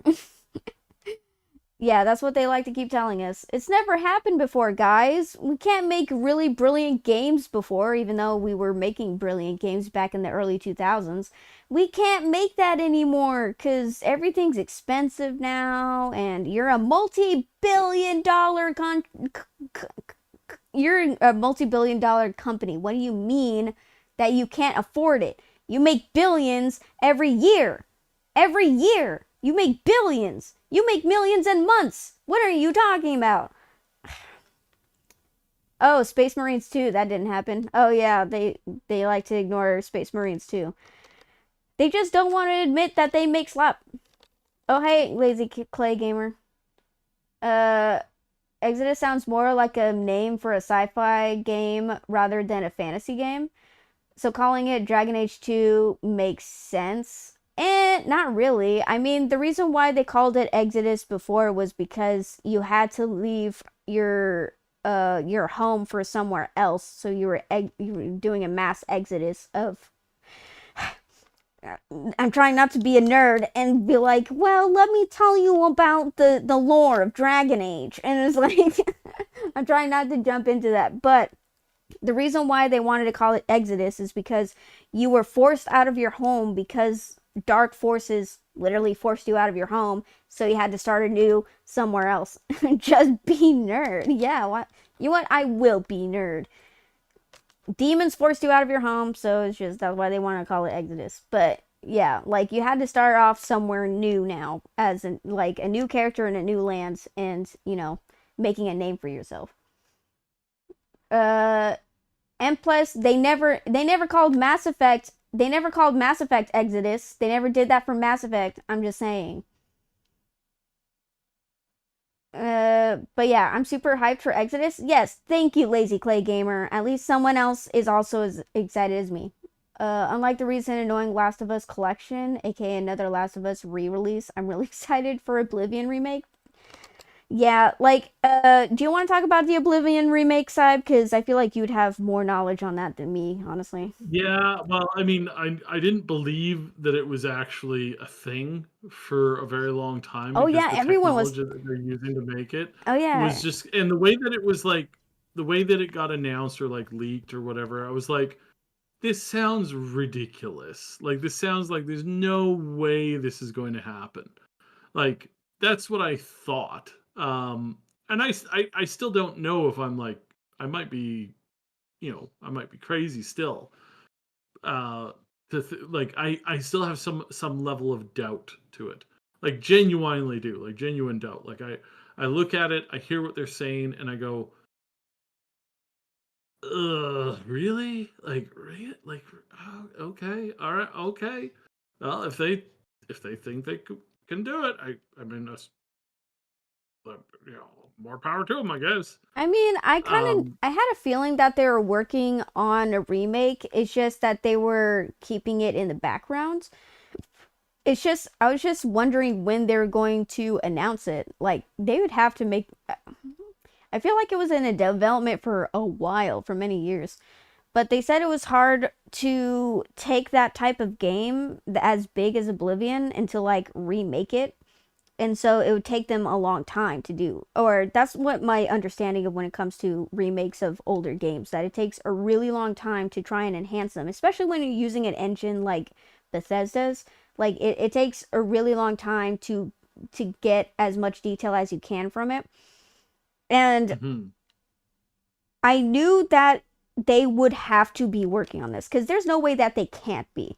Like, come on, that's just an easy cash grab. And we all know AAA publishers are very greedy herds, all right? So that's just an obvious. They're obviously working on this. It's just going to take time. But the only question is when is it going to get released? And I've heard, obviously, there's been rumors of, Bethesda working on Oblivion remake, and I was like, oh my god, no way. I mean, they've been talking about Skyrim remake, right? Like people Mhm. want a remake of something from Bethesda, but with more enhanced graphics and stuff. Uh, Well, it's not so much about the graphics. I I think the animation system, the movement system really does need like some serious upgrades. yeah, Which they did in Starfield. It's still not. I would say that it could be improved a little bit more, but I don't think that you need to reboot the system for that. And that's what people don't understand about the engine that they use. There's a lot of people who really misunderstand the concept of the engine that Bethesda uses. Bethesda is using an engine that has enormous layers of complexity and upgradability. Like there's literally nothing holding the engine back from being like scaled up to like 8K graphics and gifted with a whole bunch of new animations. If you didn't like the fighting animations in Skyrim, you can upgrade them. You've been able to do that for like almost a decade now for like really complex stuff. Like there's new crawling animations. There's all kinds of stuff that really tightens it up and makes it feel a lot better. It's like they're not perfect. No company is, but they are definitely like getting better in the ways that some people don't really like realize or think about or yeah, so it's I would say strongly that we're headed towards a direction where I don't think that's going to be really an issue down the road. Like I think that they have a perfectly capable engine to do what they need and what they want to do with it. So yeah, I think that's more or less yeah. That's the way I look at it. It's like I look at it 100%. I think it's fine. Like I genuinely think it's totally okay. But then again, might be crazy. So, I mean, do you think that they'll announce it soon? Do you think? well, it's out of the bag now. Like the evidence coming out about this, we are definitely at the point. I would say we are definitely at the point where the cat's out of the bag. We're totally getting this. I don't know if that's a good thing because I'm not necessarily convinced that this is going to be the thing that people expect it to be. Um, but yeah, I guess we'll see. Like we'll see on it. I saw we're getting so many memes now. I was looking on the twat on the Axe account, and I was looking at this thing, and it's like, oh, gameplay leak of Oblivion, and it was like I could tell right away it was like just a custom modded Oblivion intro screen. And I'm like, okay, guys, yeah, sure. So, but the video started to autoplay. Somebody goes to the intro screen. They select new game, and it goes into like loading Bethesda, and then it's like it's Skyrim. You're on the back of the cart. It's Skyrim again, and you're just sitting there going, oh, of course it is, guys. Like really, do we have to do this every time? Do we have to do this every single time? Can we please just like let this go? Uh, so I suppose in a way it is a funny meme, so whatever. Yeah. Uh, quick question for everyone, said Lazy Clay Gamer. How do you feel about the announced The Last of Us collection? What's what's They're taking what's it. the collection? What's the collection? The Last of Us, The Last Isn't of it Us. just the yeah, The Last of Us 2. Uh, more graphical changes, more updates, more of the same old garbage that you've been choking on for years now. And I hate I hate because everybody knows I dislike Naughty Dog. I dislike Neil Garbage Man. I really do dislike the what they did with the story in the second one. I think that the first game was pretty good, but there's enough rumors and enough chatter about, certain people not being actually credited for the success of the games So again, I kind of look at this and I just kind of roll my eyes. I'm like Yeah, whatever. I can't still. Me and my homies hate Neil Druckmann, like for real. Like I cannot stand the man. He's just so obnoxious, dude. I cannot He's stand him. so arrogant. It really is disgusting and in a way disturbing. The way that he like self-imposes himself into this stuff, and he doesn't give credit where credit is due, and it's just Honestly, like, I think never all mind. right, I was gonna make some. yeah, I was gonna make some comments, but I'm gonna leave that out because it's a. I don't want to totally rag on him, but I just do not like the man. I just don't like him. yeah. But Nope. It's a big club. It's a big club. Lots of yeah, people in it. Bruce wasn't around for the second game to rein in Neil. Yeah, neither was Amy Hennig. Neither was Amy Yeah. Hennig. There's a lot of rumors, allegedly, that Neil, A lot. We don't Neil, have to yeah, go too far into that again, but yeah. God, I can't Oh, stand him. God, he only comes up with good ideas sometimes, and then he kicked out the main people who actually, made the franchises. Uncharted, The Last of Us, like the actual brains behind them. And then he's acting like he's the one who made all that. No, it wasn't just you. It was like the actual brains you kicked out.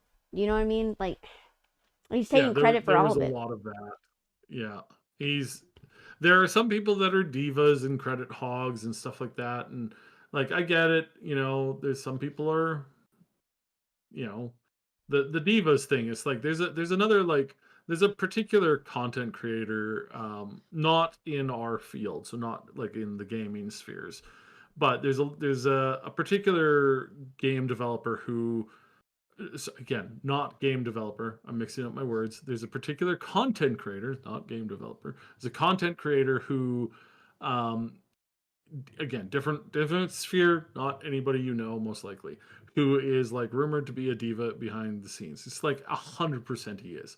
Like yes, obviously, anybody who chases a career in this industry that hard tends to be a diva. Yes, that is entirely accurate and fair. I don't think it's unfair to say that, people in stuff, I mean, the stuff that we do aren't necessarily like prone to that. I don't think that's a I don't think that's an unfair thing to say. there like you're gonna have those people with those types of personalities, and does that mean they're bad at their jobs? No. Like there are people with those type of personalities that are heck to work with. Like you see it with actors and producers and directors. There's certain people that Mhm. have like obnoxious personalities, and people just hate working with them. But they make some of the best content, especially in Hollywood and stuff. Like sometimes there's clashes and stuff behind the scenes, but they come out with the best work. They have great acting, they have great cinematography, they have great direction. You're gonna run into those types of people. What I can't stand is you have an obnoxious personality and you come out with shit. That's what I have a problem with. Like you come out with mediocre crud that no one wants to pay Absolute for. garbage. Yeah. Exactly. And that's what Neil is. And that's what Neil Druckmann is. Allegedly. We're saying this in fun, not totally ragging on Neil, because we respect him. Yeah, totally. We totally respect Neil on this channel. Neil is what happens if you take Hideo Kojima and give him no good people to build him up better, sadly. I don't think he would even allow No, it. no, I don't think Kojima is flawed the way that Druckmann is flawed. Druckmann Druckmann kicked is out the people. seriously flawed. He is a seriously flawed person. He's very Like selfish. Allegedly. he's incredibly selfish, allegedly, from everything that has been heard for years and years and years and He years. Again, he during pushed the out the people who were keeping him steady. He pushed them out, bro. Like he's not well, gonna allow someone. it's not just that they pushed him out.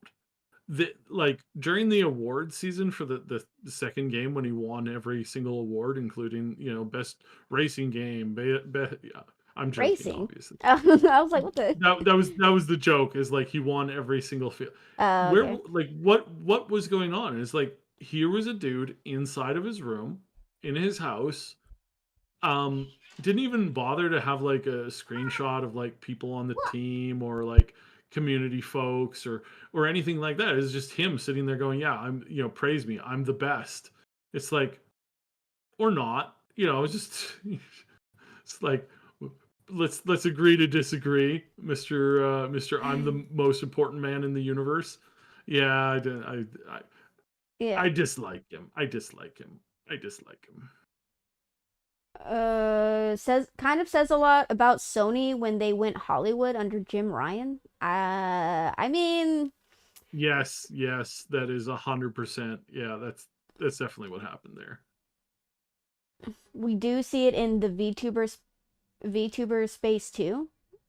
Yeah, oh You mean yeah. like Any corporatizing? Uh, the well, it's not, well, I mean, so so Gura just retired, oh like yeah, graduated. Like this is metrically huge. Like in the sphere of YouTuber stuff, this is absolutely massive drama. Um, yeah. and again, I like 100%. There are problems in that.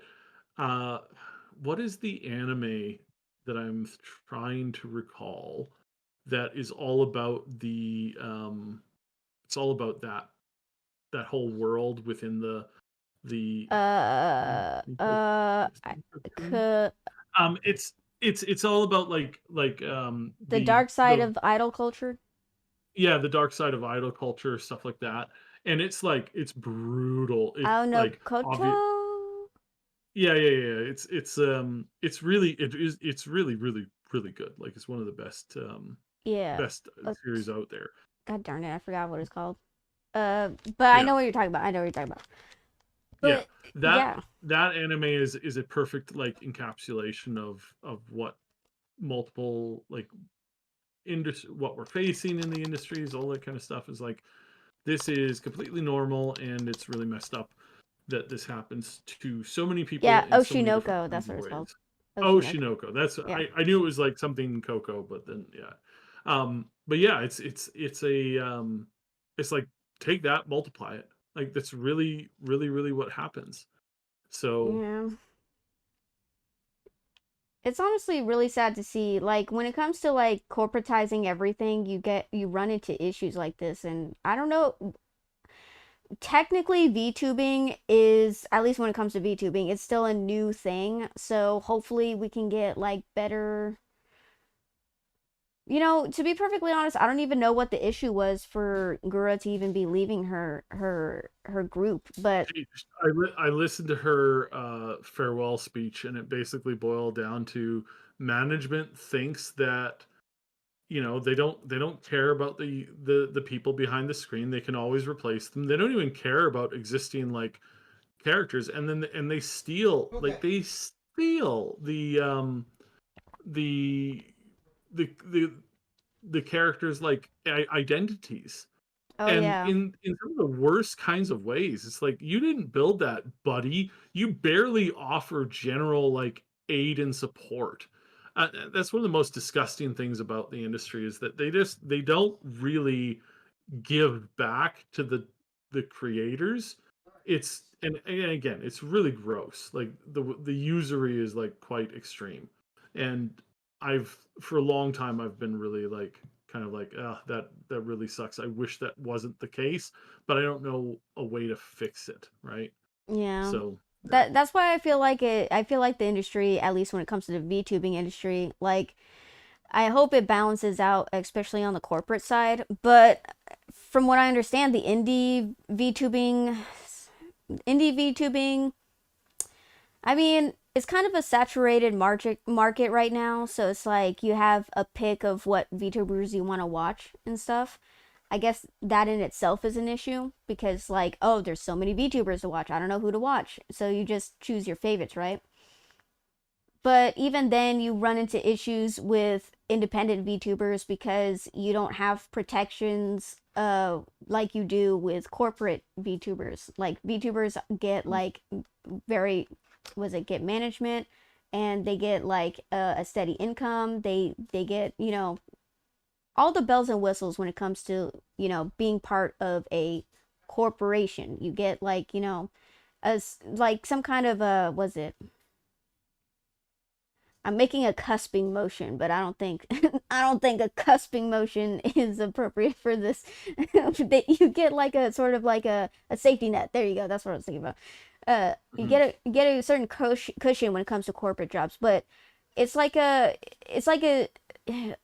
kind of a 50-50 thing where it's like it's a risk because you're trading safety for autonomy. And no, don't freak out when I say this, but like what I mean by autonomy is that you have, as you said previously, Saib, like you have certain identity with that character, but the moment you decide to leave, you cannot come back as that type of character because the industry, that corporation owns that IP, Yeah, that yeah. character. So it kind of sucks, but it's not like she's totally out of the game yet. Like just Oh because you no, leave, the minute that she boots up her new like thing, whatever she's doing, she'll be huge again. I don't know. She may or may not. She may be just as big or bigger, but then again, she may not, and that's always the threat. And I've heard inside negotiations, like at the table negotiations with people like that, where it's like, well, if you don't do what we tell you, you'll go to nothing. You'll be nothing. You'll be, and it's like, dude, you're the one who's profiting off of this person's success. yeah, Like without you, or sorry, without that person, without the person they're talking to, yeah, they are nothing. Like you are nothing without this your talent. It's like a yeah. talent agency that fires all of their entire cast, and they're like, huh, "We'll be better without the leeches." It's like Ah! you're the leeches. Mm, You're the leeches in this scenario. You're feeding off of what somebody else does. Are you offering a service? Yeah, sure. And in a lot of cases, people need that. Like a lot of actors really do need their agents, and that's why there's a large number of agents and actors who end up getting married because the person like this is their supporter, right? Like this is the person who like does everything for them that that you don't see. Like, you know, it's like, yeah, they're up on the stage or they're doing the film or whatever, but then that person, that manager, is doing everything for them. And a lot of manager positions actually start out as family members.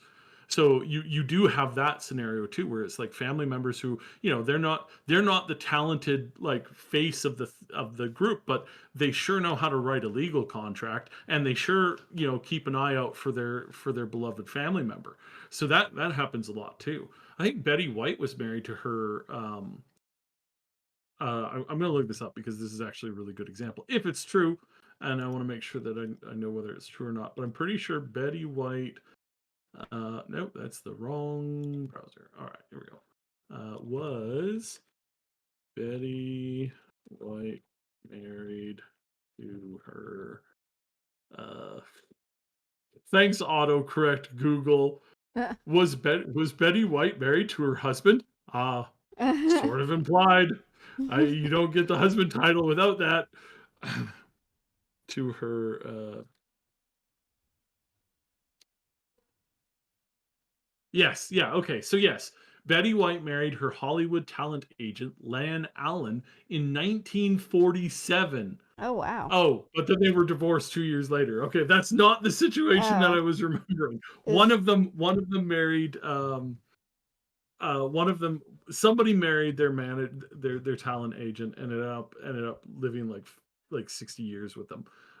But still, yeah, it's anyways, not the point. But that's the thing. So at any rate, in other news though, Oh, try to get back to I was gaming just news. gonna skim over some of the articles that we kind of like. I kind of bypassed this, even though we talked Oh, about the sure. subjects. I kind of bypassed some of these articles.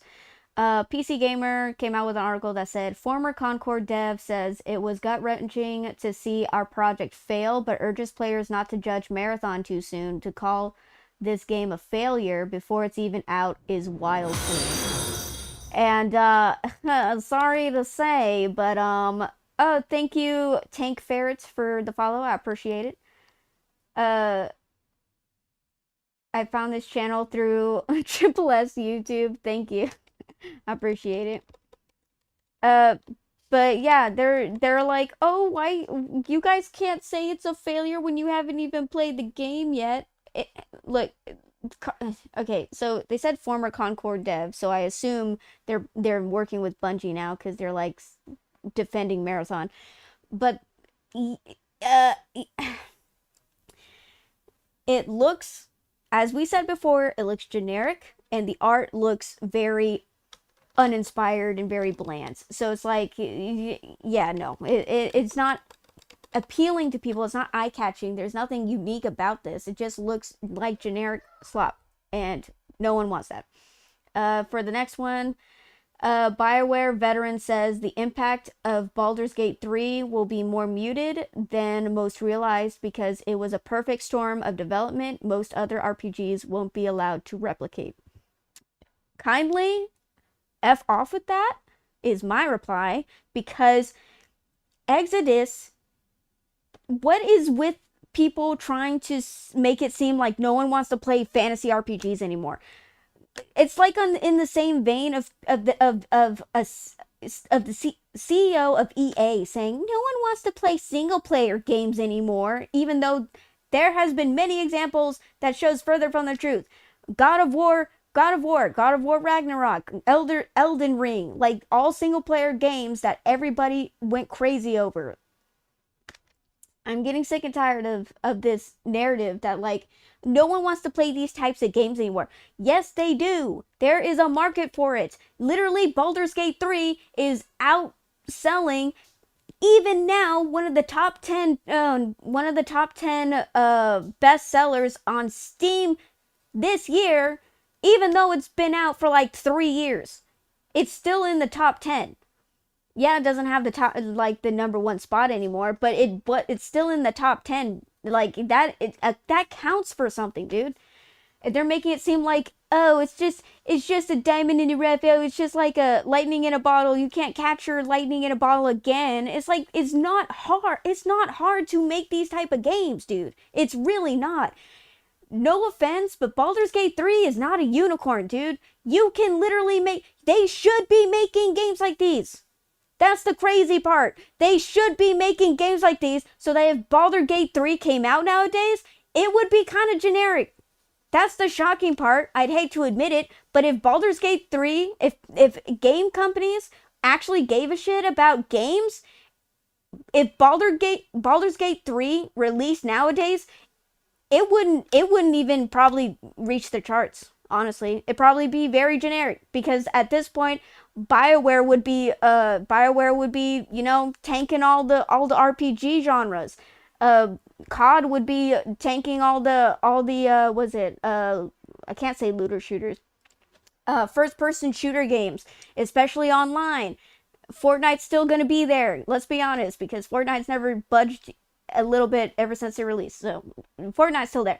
What I'm saying is that if game developers actually gave a crud about their games nowadays, like years ago, Baldur's Gate 3 would just be one of many games that is like a little flash in the pan that captures some people's interest.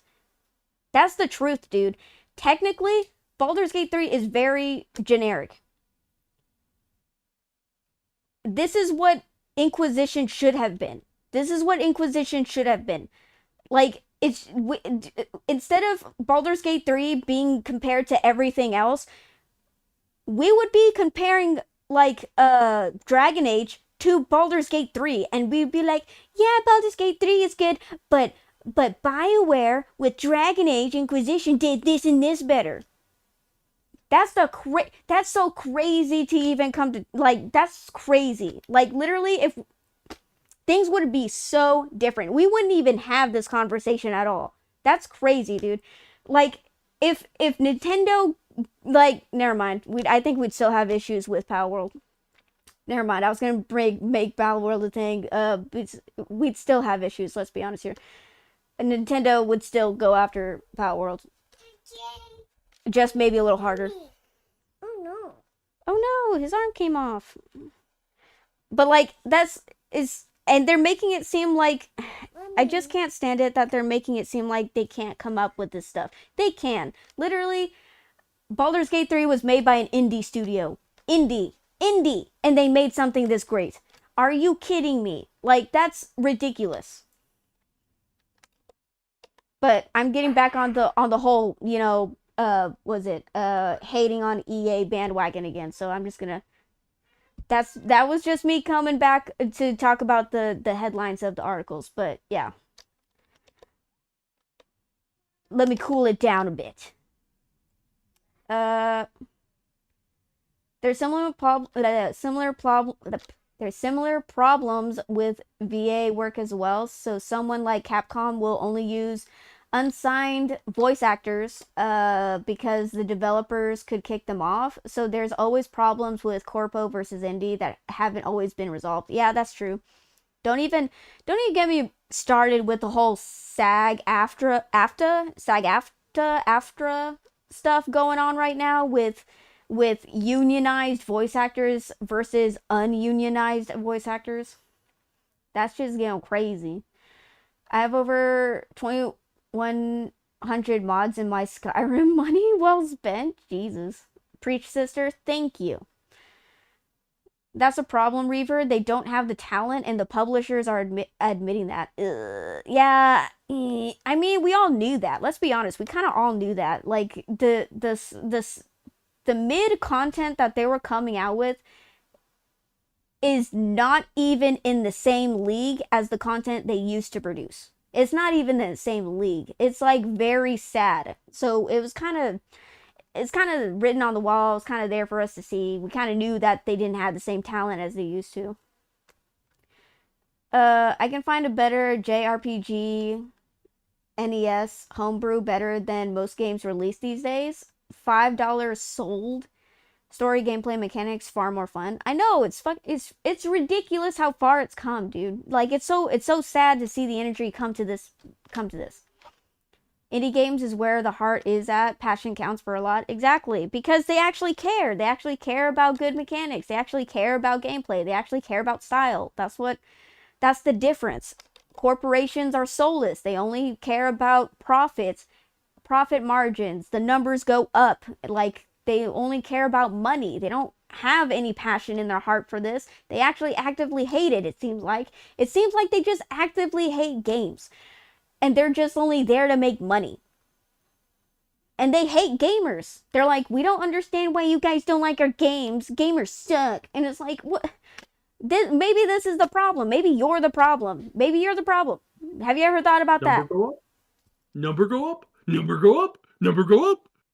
It's like that's it's like talking to dogs. Yeah. They don't care as long as they can make a profit off of it. Profit is byproduct, not the product, for fuck's sake. Not like they would even know the difference. Let's be honest here. Would they even know the difference? Like, they wouldn't even care to know the difference. They just only care about profits. It's just, yeah. Oh yeah, speaking of Marathon, even though we spoke of it a while ago, apparently they only had 5 months to come up with a story concept before they released the trailer of the game. They had to, or before they before they had to show gameplay or try to make gameplay of it. They had have they fired all their writers? Like, are they stupid? Like, yeah. I mean, I'm gonna assume that they're just morons at this point, I guess. Like, they just,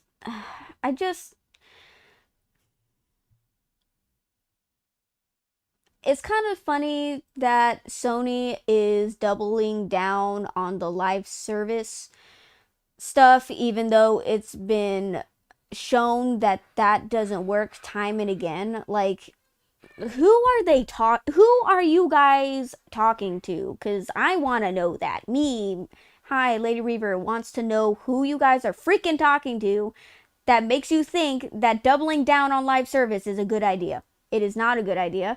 Because the market's already heavily saturated with live service. Doing any more is going to destroy the market, which at this point I feel like they're doing it on purpose. They want to destroy the market and make as much money as they can before they hightail it out of here. Because I was like, there's no way that they don't know that this is going to break the bank. There's no way that they don't know that this is going to cause a game crash. But yeah, it's just so frustrating to watch and see. I just can't wait for it to happen, because then that just leaves only the passionate people behind. You know what? Like, it leaves people who actually care about games to pick up the pieces. And they will, because gamers are awesome like that. We are actually a strong community. Yeah, we bitch and moan at each other, and we have fights over the internet, but we actually come together as a collective unit with the understanding that we love and are passionate about video games. And that's the one thing that keeps us together, because we want games to succeed. We want games to flourish because we love games. We love being nerds about video games. That's why I can't wait. I'm super excited. Down with the corporations. Down with the corporations. I said in a joking manner. It's a joking manner. No way. I'm not in a threatening manner. It's in a joking manner. Moving on. Unless you want to have anything to say about anything, Seb. No, no, no. We don't want to get Oh, into right. too much hot water. Oh, right. Uh, In Minecraft, guys, in Minecraft. Anyways, Nintendo prices. Everyone was waiting about the updates of the prices. Is anyone freaking excited? I'm excited. Are you excited? I'm excited. So, guess what they did with the prices? They lowered the prices for accessories. And that's it. That's it. They lowered the prices for the accessories. And even then, they're still a little bit expensive. But other than that, everything is gonna stay the same. Yay! And do you know what I loved? They raised those, right? No, they lowered the prices of some of the accessories. Some of the accessories. That's good news. Everything else is stayed the same pretty much.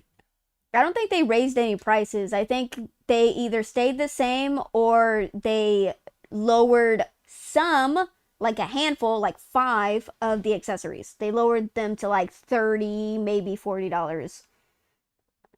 Isn't that great, guys? They're so considerate. so Uh, useful, so helpful. the Switch 2 is They, still almost $400 to $500. Games are still $80. That's great. Yay! You have to pay for enhancing games you already own. You have to pay for that. Yay! You have to pay for a demo of a tutorial of how to use the Switch too. You have to pay for that, even though if you buy a headset, it just comes with a little paper that says how to use the headset for free. Wow! Yay! You have to pay for DLCs again. Yay! You have to pay for a subscription service in order to use the Switch 2.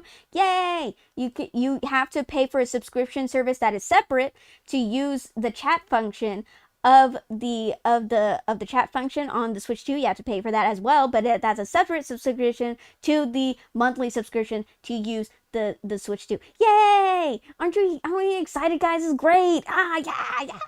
And then did you know that digital, even though it's $80, did you know that physical is actually $90? Yay! Yay! Thank you, Nintendo. Thank you so much for lowering the prices of some of the accessories. That makes it so much more affordable. I'm so happy. Ah, God. Do you know what's funny about the little cartridges that you put in your Switch 2? They're made in China at a very cheap price. I allegedly, I don't really know. Don't quote me on this. But I assume they are made at a very cheap price in another country, yet they're selling it for almost $100. We love that. I love that for us. I love that for us. Oh, God.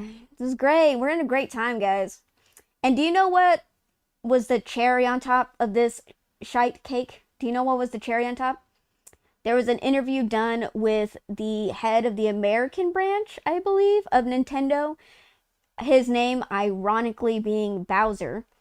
And he Yeah, I said, know. That's I so was like, funny. I was waiting for someone to make some kind of joke about his It's name, but no it's one said gotta be it. I was it's like, gotta be a troll. I know, I It was, has to be a troll.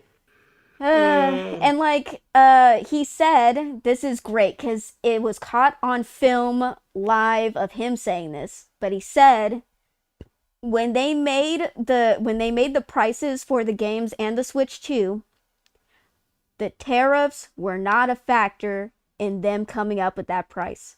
They just thought that yeah, price was fair considering how much work and effort they put into a console that's literally far behind when it comes to what consoles can do nowadays. So, yay! Literally, the Xbox and the PlayStation figured out how to do was it chat function years ago. Yay! They're only now doing it now in 2024. Yay! Or 2025. Yay! Like really? Like really we're going to pay $400 for a function.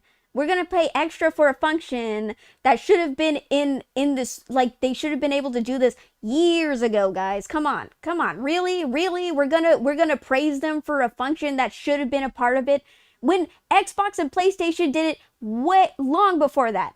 Come on. We're going to praise them for this, and it doesn't even look like good Discord. It looks like shitty Discord. It's not even good. uh like where what are we doing, guys? Is battered spouse syndrome that prevalent in the gaming community? Are we really that desperate to I was gonna get too lewd with that. Are we really that desperate, guys? Are we really gonna be that desperate for, especially with Nintendo, that is a copyright fiend nowadays? Like, well, they've been a fiend for many years, but like their corporate greed is oh, rivals almost Niji Sanji. Like it's insane. Well, I shouldn't make a comparison, but to that. But those are two different things. One's about VTubers and one's about gaming. But it feels, Lady Reaver, hi Magic Guy. I thought you were gonna scold me for making a Niji Sanji reference, but yeah. How is this family friendly, affordable? You do realize you're just pushing your fan base into the arms of more affordable outlets like the Steam Deck. This is why people are happy about the Steam Deck. Exactly. Xbox called. They said about time. God damn it. I thought you were live on the other channel. Other channel? What do you mean? I am live on the other channel, right? We're live, right? I yeah, Oh, that's you mean right. my channel. Oh, Yeah. you mean I think you meant my channel.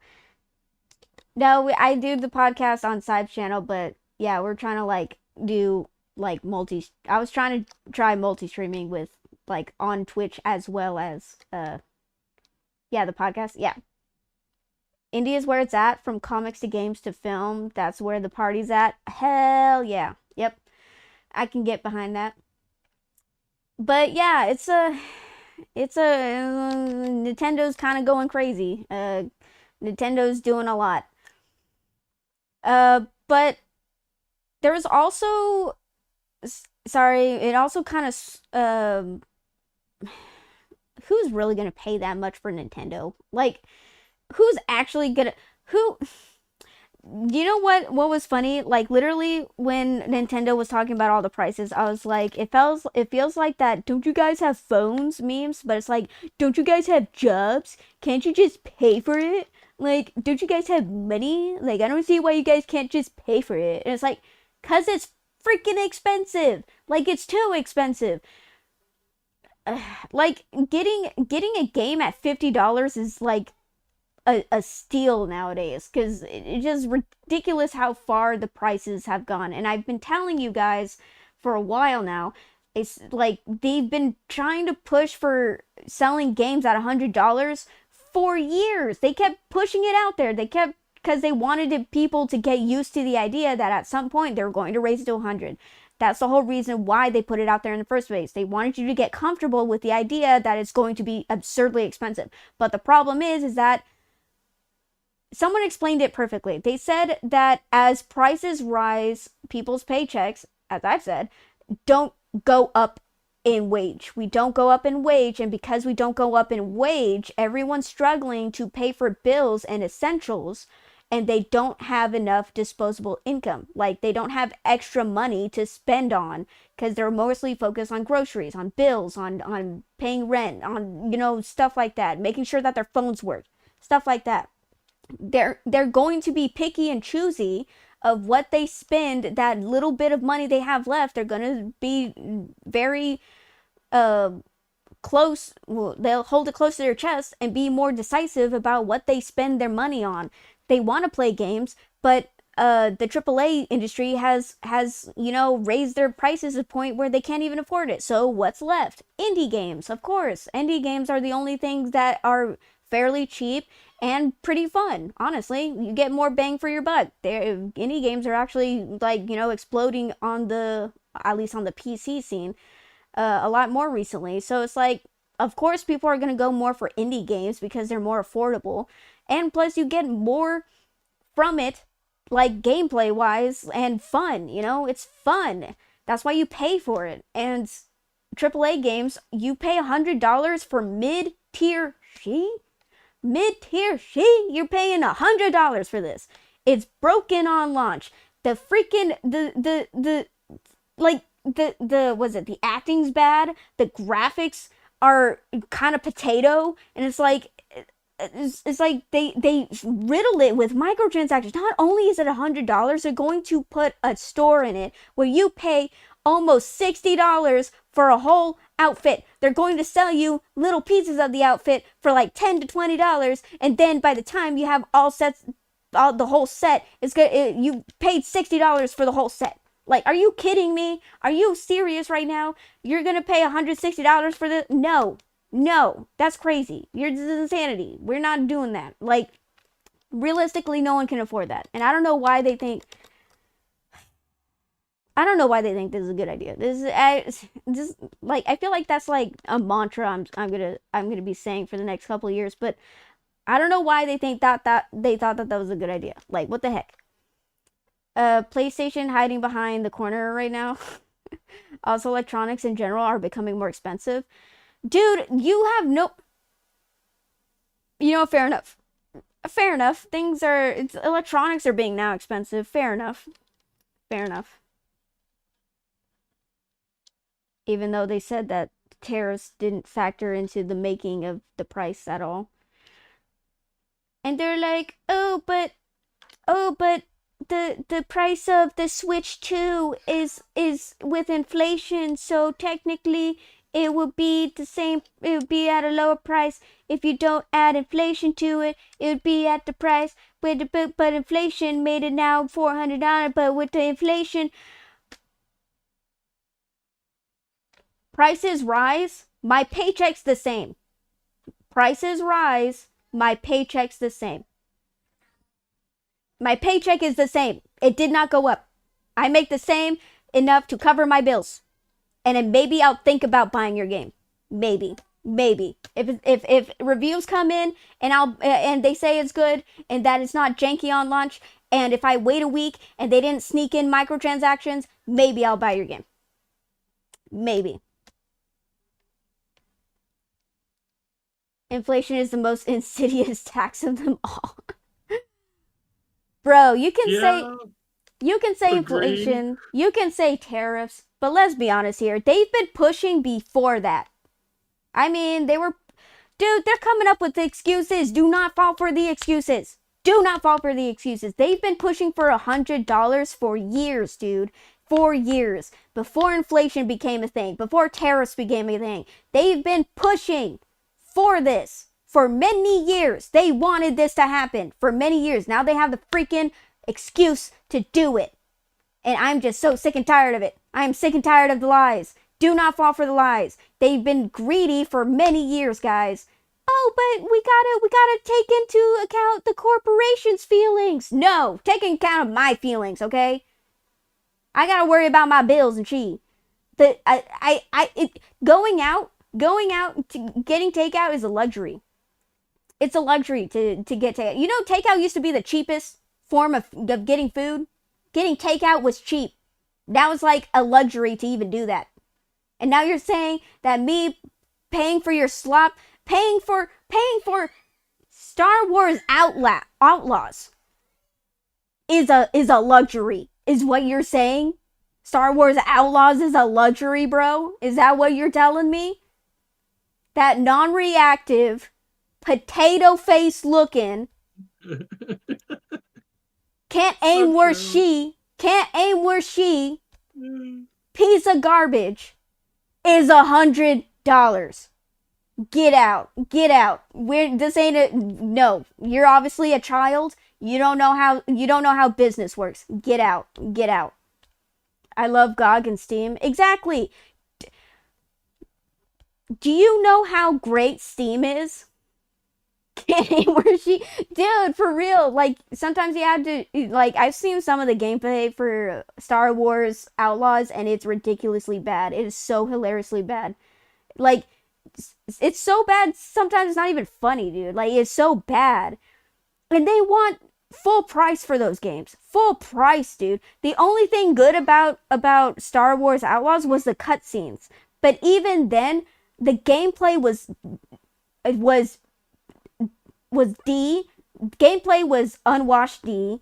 The graphics was unwashed D. The character design of the main character is so freaking jarring because some places she looks so freaking butt ugly in the like the mini, like, you know how when you are interacting with a NPC and the graphics, like, was it the cutscene is like the character model in the game, but then when you actually have a story cutscene, it's like really high fidelity and it's like totally different. You know what I mean, Side? Mm-hmm. Like, that's what they did with Star Wars Outlaws. They have like when you talk with NPCs, you have this like miniature cutscene of the in-game model. Her face is so freaking ugly. She looks like a freaking hag, dude. She looks like a hag witch. I'm like, what is up with your freaking face? They did that shit on purpose. Oh my god, don't even get me started on them purposely changing like female model faces to look butt Oh yeah, ugly no, in games. I've been talking about this for ages. Like, The uglification. I've been so if you're following us on the Twitter, on the X account, I guess you could say now, it's like every once in a while, like every other day, I'll highlight like, oh, here's a war on beauty, because it's that's what it is. It's a full on war against beautiful things, beautiful people, just beauty in general. And it's like, yeah, that's probably like, most creation myths ethoses have us starting in a garden. Why? Because the garden is beautiful, and then something comes in to destroy the garden, to destroy the garden or get the people kicked out of the garden. That's almost always how it is, and it's like that's rooted in something really deep primal evil. It's like, oh no, we don't want beauty. Beauty is bad. Why is beauty bad? Well, because it just is, and that's just the their male reasoning for it. It's gaze, the disgusting. male gaze, guys, the male gaze. We don't want to sexualize female characters because men are just gonna goon all over them. We gotta protect the fictional female characters from the male gaze. Are you freaking serious? You do realize there was a study that came out that showed that women prefer sexualized female characters to play? You do realize that, right? So Yeah. not only did you cut out the male side of gamers to be interested in your game, you also cut out the female side, who you were hoping to garner with interest with uglifying the female characters, but in fact you also cut them out because females don't like to play ugly females in games. So what does that leave you? Oh, right, no one buying your games. That's right. That's right. No one buys your games. Yep. And the only one to blame is yourself. The only person to blame is yourself. Oh, gotta go. Everyone take care and have a fantastic day. Okay, bye, Lazy Clay Gamer. Sorry if I saw that too late, but bye. Hope you have a good day. Honestly, I'll be surprised if Marathon can last more than a month after launch. I think it's gonna be maybe another Concord incident, honestly. I don't think it's gonna last a week. Wasn't the demo just a bunch of stealth missions? Dude, they even freaking locked out, for Star Wars, Outlaws, they locked out one major story mission as DLC. And it's like, what the... So, was it? I mean, Capcom wanted $80 games, but they've had success with cheaper games. Then everyone has sales on Steam. Nintendo doesn't have... Okay, so Jamu said everyone has sales on Steam, of course. That's why everyone loves Steam, because the Steam is actually customer friendly. Nintendo doesn't have sales. You can see where this is going. Yeah, I don't see Nintendo lasting very long with these, What? Why are you trying to clip me saying they can't aim? It's true. Well, the Star Wars troopers, they can't aim. But neither can the main character, so. The whole face thing never bothered me, to be honest. It bothers me because it's like you're purposely, it offends me as a woman, you know? Because they're like, we're doing this to protect women, but then you're like purposely making these beautiful, gorgeous women ugly on purpose. For what? Like, what? I don't want to play as an ugly ass female. Like, what? Like, it just, why are you making these actors look ugly on purpose? That's just disgusting to me. I honestly think it's disgusting. We don't want men and any type of person who finds women attractive. We don't want them to find women attractive, so we're gonna make you ugly on purpose.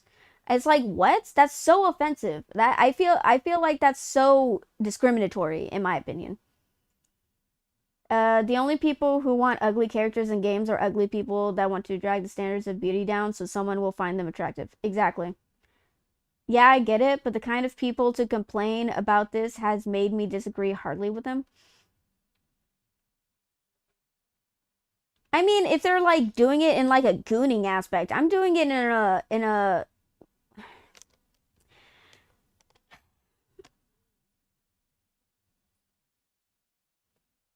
uglifying characters does not help sell your game. Uglifying characters does not help sell your game. You can have fairly attractive characters and they don't even have to be absurdly attractive. They can be fairly attractive. You can have them in your game. But we're getting to a point where it's like, don't look at a character in a sexual way at all. Do not find a character attractive at all. That it's getting so intense that we can't look and see a character as a female anymore. Like, it's getting ridiculous, guys. It's getting ridiculous. Women have to have flat chests. Women have to have no curves. We have to look like men. And it's like, no, not all. Some women have those body types, but not every woman looks like that. But they're pushing this weird narrative that women have to have broad shoulders. Women are supposed to be titless. Like, we're supposed to like have narrow hips. We're supposed to have strong legs. We're supposed to have a bulge. And it's like, that's not a woman. Like, where are we going with this? Like, we're going so far from being a woman that we're not even women anymore. Do you know what I mean? That's the issue. And you can say I'm over exaggerating on this, but I'm really not. Have you seen some of the character designs? They look so mannish. It's boggling. I consider Siri ugly. Are you talking about the older Siri or the younger Siri? Younger Siri is actually pretty cute. Which Siri are you talking about? Yeah. Younger Siri is actually really cute. She's actually very pretty. Uh, wait, what? Well, we can always rely on Asia for gorgeous females. I mean, true. And sometimes it can be the most average looking woman and people will still call her ugly. I mean, that's fair. Don't get me wrong. If we're talking about IRL, there was one actress who took off her makeup and everyone was like literally blowing up the internet because they're like, "Oh my god, without makeup, she's like mid." And it's like, well, yeah, like makeup is supposed to make you enhance beauty, where makeup's supposed to make you look beautiful. That's what makeup's for. Of course, most women are probably not going to be, that attractive without makeup on. Like, you're surprised that she's human and she doesn't look okay without makeup on. Like, that happens. Like, I don't, like, are we really gonna be, we're really gonna have this conversation? We're gonna actually get shocked about this? Come on. But when it comes to, when we're talking about video games, it's supposed to be an escape from reality, and let's be honest here, the gaming community is mostly dominated by men. Let's be honest here. It's mostly dominated by men. They're gonna want hot, sexy characters. They don't always have to be sexualized, but they have to be somewhat attractive.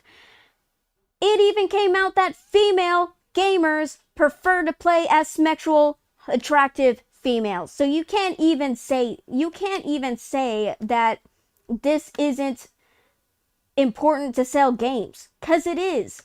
People just like sexually attractive characters. Even females like female sexually attractive female. Like, do you know what I mean? Like, they like hot women.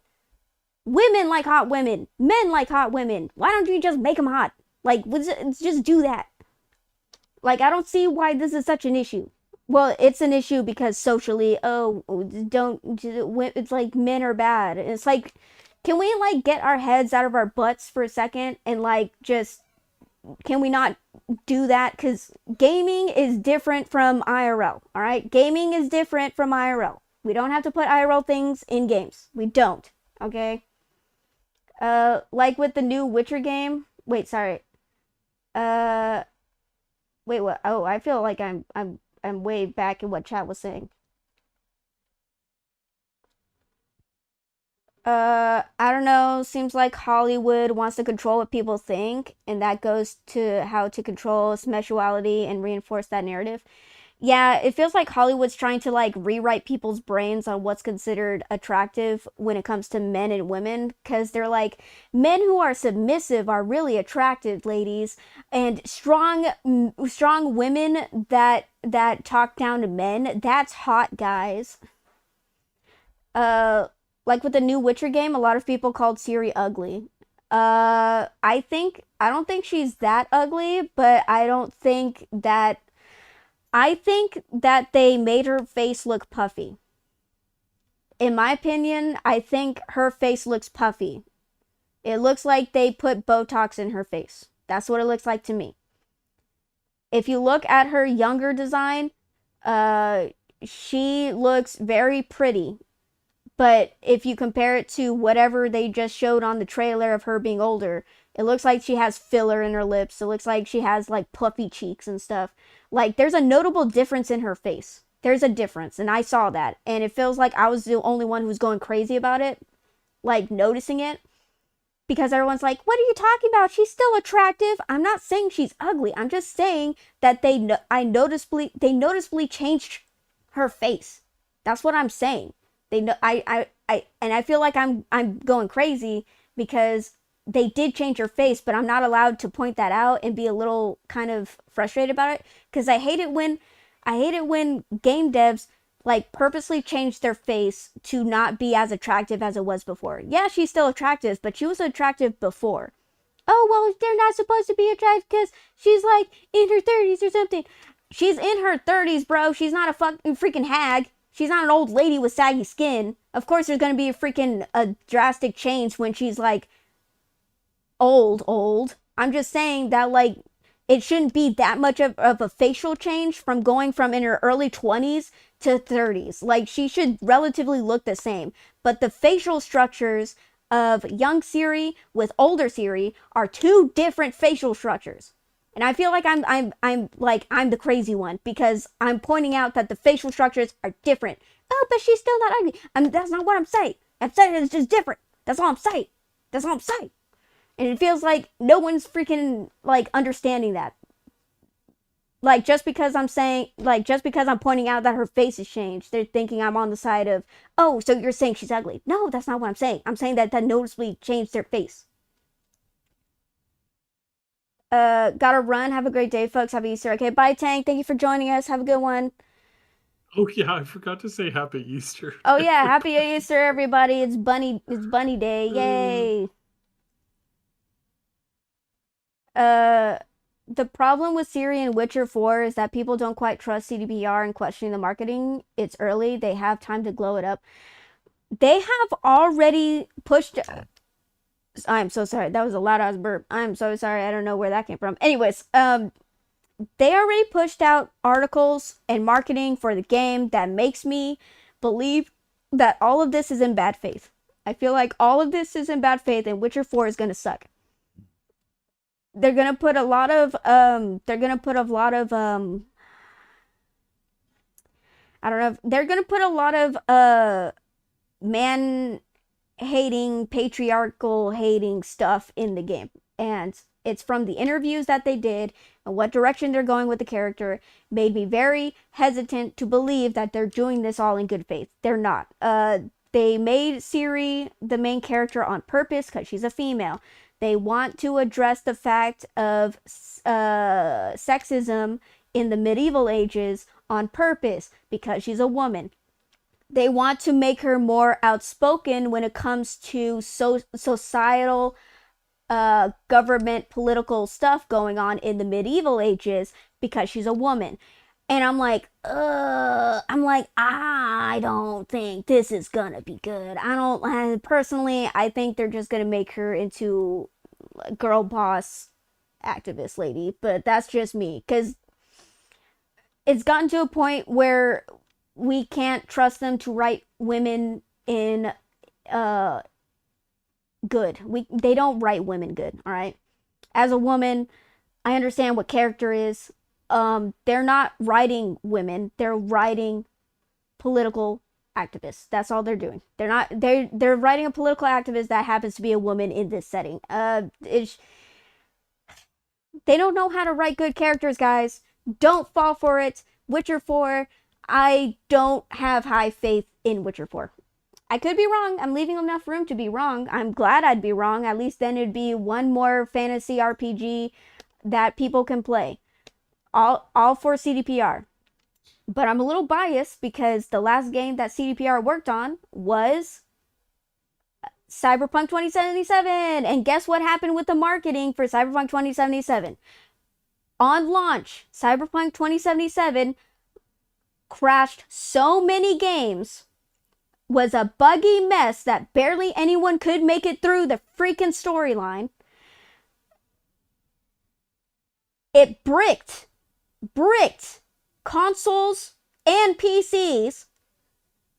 The launch was so heinously bad that it literally killed most people's faith in the company. And it took them 5 years to get the game into working order. 5 years. That just goes to show how much they were hyping this game when it wasn't even ready. Do you know how disgusting that is? I bet you that city map took them only like three years to make. And they're acting like they were making it like 10 years. Like the moment that they first showcased the trailer for Cyberpunk 2077, that was like 10 years. They had 10 years of development. 10 years. Yet the game they released barely was even worked on. It should not have been that much of a buggy mess unless they were lying and said that they were working on it for those 10 years, but in actuality, they were not. They only had like maybe 2 years of development, 3 years of development, but they were hyping the heck out of it. They're like, oh, you don't understand the technology to make the city was so complex. Get out of here. I am so sick and tired of the excuses. Too many times we've been giving like companies fucking grace, dude. Too many freaking times. I'm sick and tired of it. Oh, but the inflation, we can't afford. Shh. You're a multi-billion-dollar industry. CDPR got so much funding, especially from their own government. They got funding, bro. What are you talking about? If you didn't have anything, just say that. Just say that. Why waste our time with the marketing and stuff? Just say you didn't have anything. Oh wait, then that would admit that you didn't work on it for that whole 10 years. My bad. That means that would have been putting you at fault. My bad. It's the fans' fault for getting overhyped. My bad. It's our fault. Oopsie. God. Sorry, I'm so mad at CDPR. I'm so mad. I have a hate. I have a hate. And then now they're coming up with Witcher 4, and everyone's getting excited because they think it's by the same people who made Witcher 3. It's not. It's not. People who made Witcher 3 are gone. They're out making other games, like Dawn of the Bloodwalker. Wait, Blood of the Dawnwalker. I'm stupid. It's Blood of the Dawnwalker. They're out making vampire games now. They're not even at CDPR, guys. 2/3 of the team's gone. It's gone. It's out. What were you even talking about before this? I got too much into a CDPR rant. Oh. Yeah, just a little bit. Yeah, like I got mad again. Sorry. This happens. I tried so hard not to get into a CDPR rant, but I end up doing that anyway. Sorry. Yen and Triss were beautiful, but there is something about Ciri that just feels off. You mean is it because she I mean she was pretty young. She was like in her early 20s, right? I thought I thought Ciri was really pretty. That's just me. I don't know. I mean she is. Wait, I can't say that. I don't know if that's a spoiler, but she is pretty for a reason. She has an otherworldly beauty for a reason. Let's just say that. I kind of have to reject the male dominated argument. People play different games and go to different genres. The male domination is too simplistic while ignoring that people focus on experiences they like. You do realize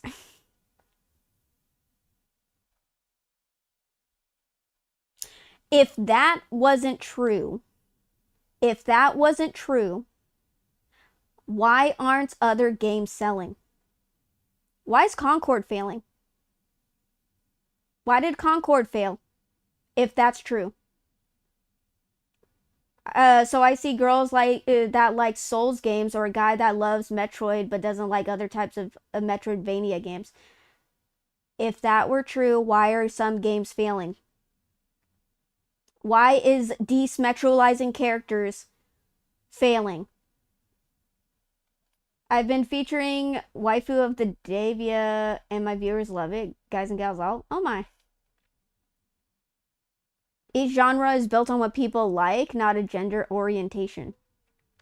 I mean, that's fair enough. We literally just established that what males find attractive, females also find attractive. So it's like, it's not really a gender thing, but basically like attraction. People just like pretty. If it's shiny and pretty, people like it.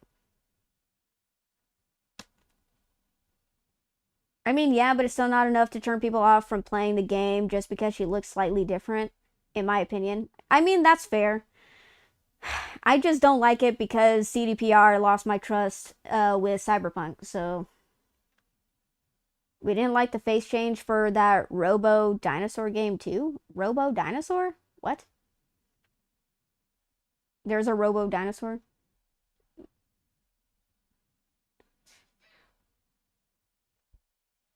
I've never Which played... one is that? I don't know. Oh, that's the Age game. Oh, I want to Horizon? say Harvest Log. No, the Horizon. Yeah, Zero... fuck. It's not Log Horizon. That's a different. That's an game. anime, That's a good yeah. product.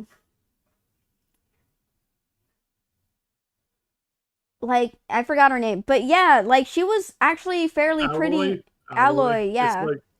It's what you put on. It's what you put on the garlic spread. Yeah, it's that one. That's what her name is. Yeah, good old garlic spread. Yep. The Dawn Horizon, Zero Dawn Horizon, or something like Yeah, that. yeah.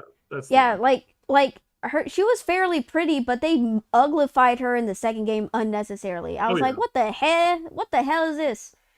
I never played the Witcher games, but isn't she also a huge important character? Yeah, Ciri is actually really important. But there's a lot of there's a lot of lore inaccuracies with Ciri being a Witcher. I mean, no one's saying that they didn't want Ciri to be the main character of the next series. That's not what the issue was. The issue is that they broke the lore in making her a Witcher. She literally could have just stayed the same and still be the main protagonist, and people wouldn't have cared as much. Though I would still say people would mumble and grumble because she's a woman, female, like main character, and female main characters nowadays are not written well. So there would still be mumbling about that. I'm mumbling about that because, like I said, every female main character is written badly. So I don't think that she's gonna break the cycle, especially since CDPR embraced DEI programs. So it's like I don't think they're gonna break the cycle. I think it's gonna get worse before it gets better, and I don't think they're gonna change it anytime soon. But I could be wrong. I would be glad to be wrong. Prove me wrong, CDPR. I dare you. Prove me wrong. I don't bother looking at a game until a few months after release now anyway. I have enough games. If you want my attention, you have to wow me on price, gameplay, art, and story. I mean, yeah, a lot of people are taking a lot of into account before they buy games nowadays because it's, like I said, absurdly expensive and people have to be picky and choosy on what they want. And most people gravitate towards indie games because you get more bang for your buck, honestly. If they really like if they really think girl boss characters is going to do well, they should look at She-Hulk. All of them are Mary Sue. Oof. Phantom Liberty was decent. I mean, yeah, I heard good things about Phantom Liberty, but I was still butthurt about the whole marketing lie and shit, and then blaming fans like myself for being excited. They're like, you guys overhyped everything, and it's like, you're the one who sold us a lie. What do you mean it's our fault? That we got too excited when you're the one who freaking used our excitement to sell your product. Don't even freaking turn it on us. Ooh, I'm so mad. There's sleaze balls for that. Sleaze. Hmm. I'm sure they learned their lesson this time. Sure. Oh yeah, I'm sure they learned their lesson. Oh, I saw the game on PS4 being played. It was rough. Ooh. Uh Well, that's not good. People are so weak it looks like they are allergic to personal accountability. We don't want to admit that we tricked you guys, so we're just gonna blame the consumer for being excited that we sold them a lie. Like, it's not our fault. We knew it was a buggy mess, but we pushed it out anyways because everyone was so excited and freaking happy to pay money for it. And we got millions of dollars from you guys, and it's like, we dug ourselves into a hole, and the best thing we could do is just blame the customers for getting so excited for this because we told them a lie. Like, it was great. You're missing my point. I'm not talking about the games failing. It's more about what people are interested in. Well, yeah. I mean, like I said, it's all about aesthetic. Like, people do like pretty things. Heck, it could even be pixelated and people will still find it like the artwork gorgeous and stuff. It's all about I don't know. It's just people do have preferences, but purposely making a game ugly on purpose is just hurting you. Pixels, Laura Croft, anyone? Oh my god. Not the triangle boot, not the triangle chest. But what I'm saying is that, like, making games ugly on purpose because you want to stick it to gooner gamers. Let's be honest here, because there's a difference between making a game ugly for aesthetic purposes, in an art style. There's a difference between doing an ugly art style because it fits a dreary, dark, and gritty theme, and then there's just desexualizing characters because you don't want gamers making rule 34 of your characters. Like, what are we doing here, guys? Really? You're so hyper focused and so sensitive that Lord forbid that gamers are going to use your characters in Rule 34, that you want to save your character's dignity by just desexualizing them. For what? They're gonna do it anyways. That's not gonna stop them. Like, do you even know the internet? Like I don't understand this weird.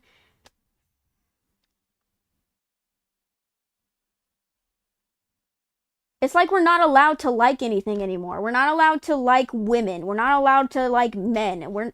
Oh, sorry, my bad. We're allowed to like men. Sexy men, there are plenty in the gaming industry. But women are disgusting. You guys need to stop looking at women with their giant bitties, with their big old bitties. You need to stop looking at women with chests, alright? You need to stop looking at women with butts. I need to stop looking at women with chests and butts. I can't look at that. That's what the gaming industry is telling me. Me, as a woman who's attracted to women a little bit, I'm not allowed to look at women that way. I'm not allowed. As a disgusting gamer, I'm not allowed to look at women that way. That's what they're telling me. That's what I'm getting from this. Oh, but it's okay. You're a woman. You're allowed to do. Apparently not. Apparently not. You keep taking the booba away from me. You're taking away the thighs away from me. You're getting rid of the booty away from me. I can't have anything because I'm part of the male gamers who like that stuff. And you're taking all that away from me. So obviously this is not a game for me. It's not a game for men. It's not a game for women. So there. No one's buying your stupid games. If you're more focused on the R34 than the attractiveness of characters in a game, you're seriously lost the plot. I don't know. It's just crazy. I don't even know. This wasn't even on the docket of things to talk about, and I'm just going on a huge different rant of what we were supposed to be talking about. But yeah, like, I don't know. Hopefully things will get Well, better. speaking of that, we can segue onto Lords of the Fallen. Oh yeah, what a great transition. So they are now coming back, and it's looking really good. Like, genuinely, it's looking really, really solid. Which is great, because this is the kind of stuff that we want to see, right? Like, we legitimately want to see this kind of stuff. We want to see this kind of improvement and whatnot. So it's like, yeah, this is really good. Like, to have this kind of stuff. It's like this is moving us, I feel, in the right direction. So yeah, this is good. This is all kinds of good. This is multiple levels and tiers of good. So yeah. Dude, I didn't even know what the developers looked like. They looked metal as heck. Like, I didn't even know. They look like biker dudes. I was like, what the heck? And they're like working on this game. They have like man eyeliner on, and they got like tattoos and piercings. I was like, oh my god, they look metal. Oh, and then yeah, they like have like leather vests on. I was like, oh, I've never, like, everyone looks so clean and put together when it comes to devs. I have never seen someone have so many tattoos and piercings, and they're like a dev creator, like, for games. That was pretty cool. That's pretty cool. There's nothing wrong with making women look average or even ugly, and there's nothing wrong with making them super attractive. Make them attractive as you want or unappealing as you want. There's nothing wrong with both, in my opinion. And your opinion's right, Magikarp. The problem is that it's everywhere. In AAA gaming sphere, and especially, and sometimes in the indie sphere, they do not want women attractive at all. It was literally it was like a weird unwritten rule that you cannot make a female attractive, and if you did, you're like the most heinous, disgusting person to ever exist. And I'm like, what?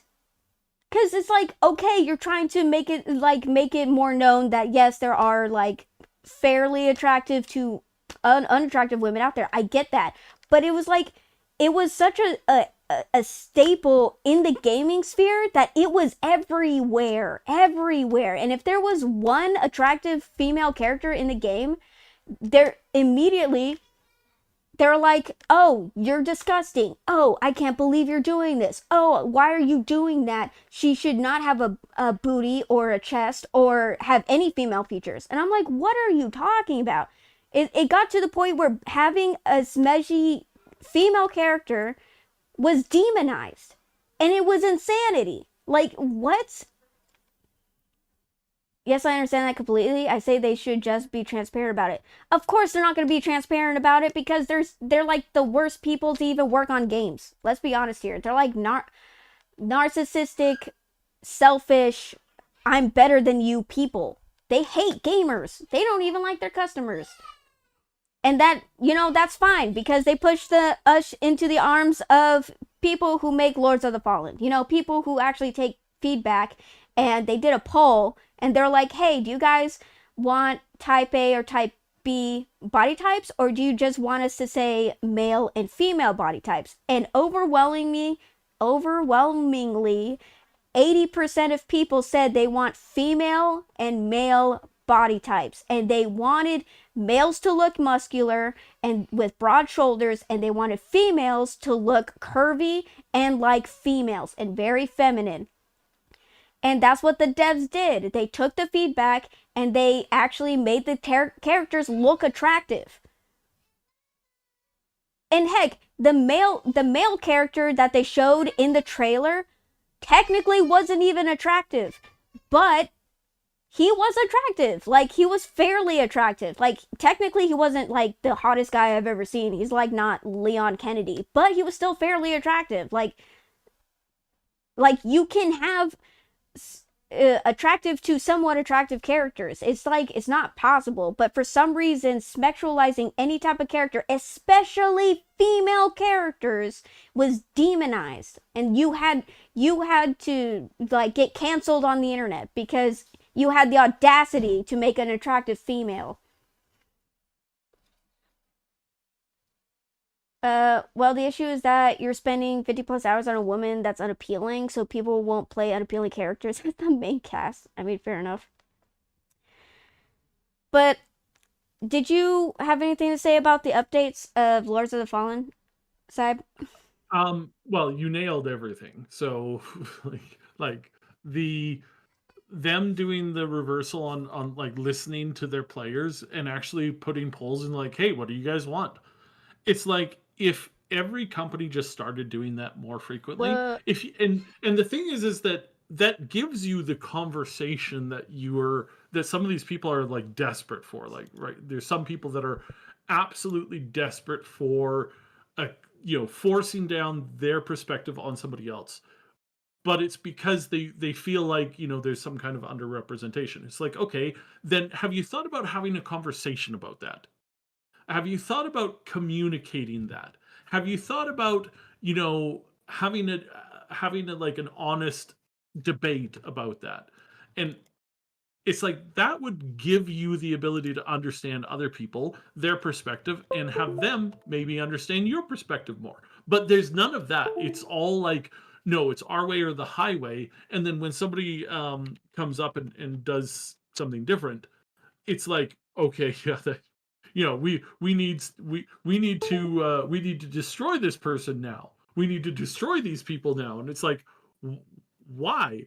It's like, because we don't allow wrong think. And it's like, okay, that you sound like a I don't know what's the term, tyrant. Yeah, you sound like a tyrant, just so you know. You sound like an absolute ghoulish tyrant. Yeah, that's so it's good to see some changes. It's good to see some like new blood coming to this. It's good to see things that are hopefully changing for the better. It's like fingers crossed that becomes more commonplace.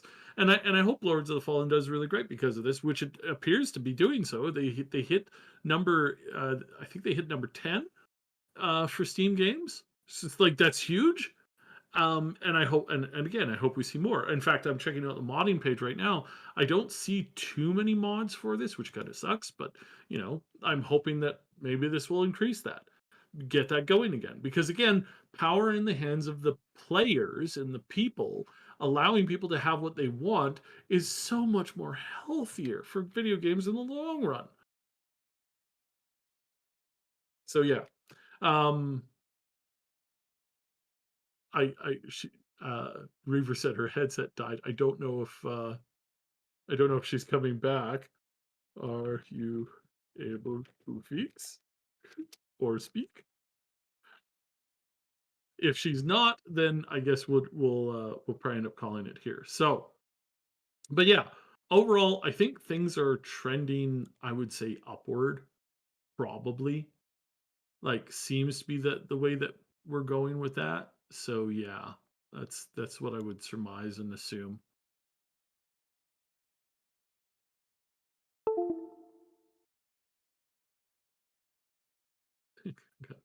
I got a scam invite friend list on my Discord.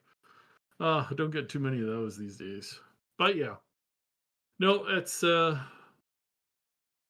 kind of where we're at.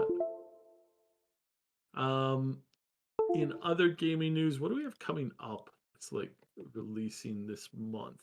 Oh yeah, the game show. There was a game showcase this week. I checked out, or last week, depending on which day of the week you're listening to this. I checked out a whole bunch of the games. It looked really interesting. Um,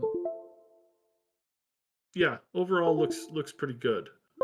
So yeah, um, I didn't see anything that like jumped out at me, but the overall like partially because I didn't have a chance to like really like get into it and like bookmark things. I was kind of like listening to it, so I wasn't even watching it. I was just listening to it and listening to some commentary on it. But yeah, I would say that the indie games, from what I heard, basically the indie games are getting better.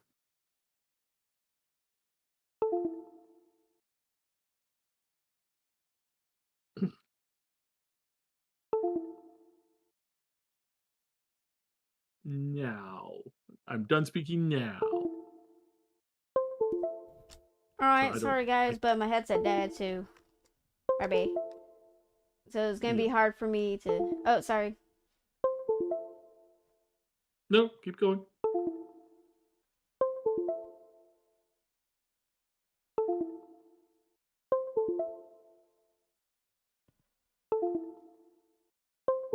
I don't want to speak because it'll mess her up.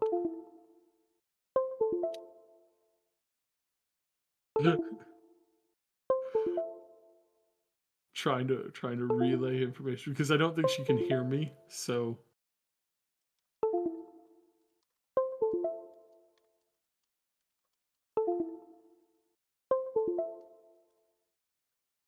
I don't know if she can hear me. Can she hear me? Hmm.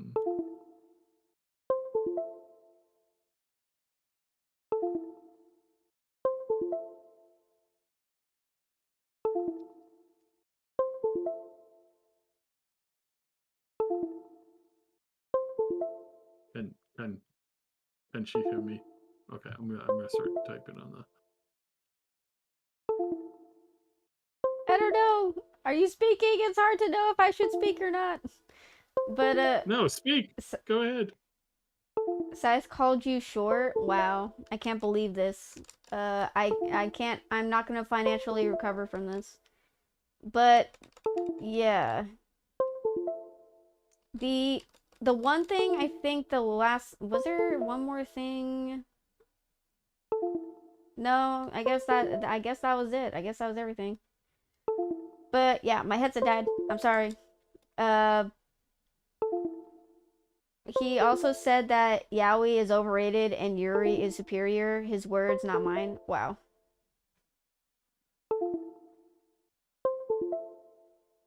Wait, are you guys hearing a weird noise? Cause my audio is doing a weird thing. I don't know if there's like a weird noise.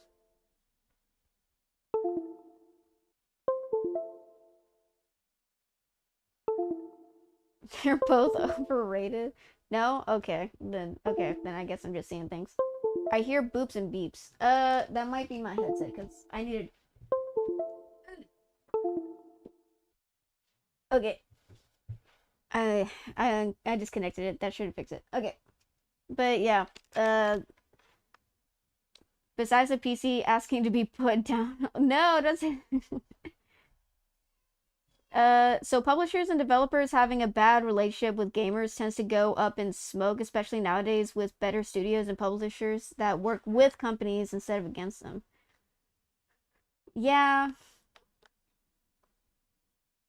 they want our money, they hate gamers, and that type of relationship gets toxic. Of course. They don't like gamers, but they tolerate them because they're money makers. Exactly. It's just like we're literally pay pigs. I said no such thing. They literally see gamers as pay pigs. Literally, the gaming companies are e-girls and we are their pay pigs. And they degrade us and humiliate us for so that we can get the crumb of attention from their Twitch chat. From their Twitch chat. But yeah, as I always say when it comes to these types of topics, I hope things work out for the better.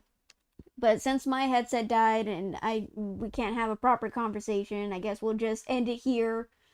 Thank you guys all for showing up. I really appreciate every single one of you. Thank you for the likes. Thank you for the follows and the subs. Appreciate you guys. Uh and I hope you guys have a good day or night wherever you're at. If there's we have socials, you can follow us in the description down below. Thank you, Narlucha. I appreciate the follow. I'm going to make a game. Have a good one. Thank you guys for joining.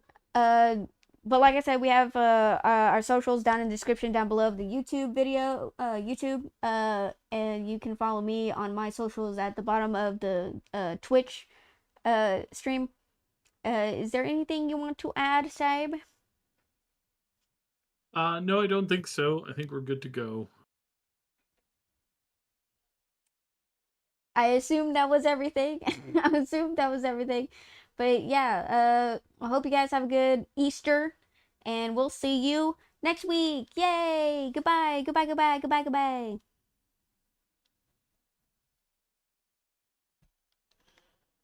Goodbye.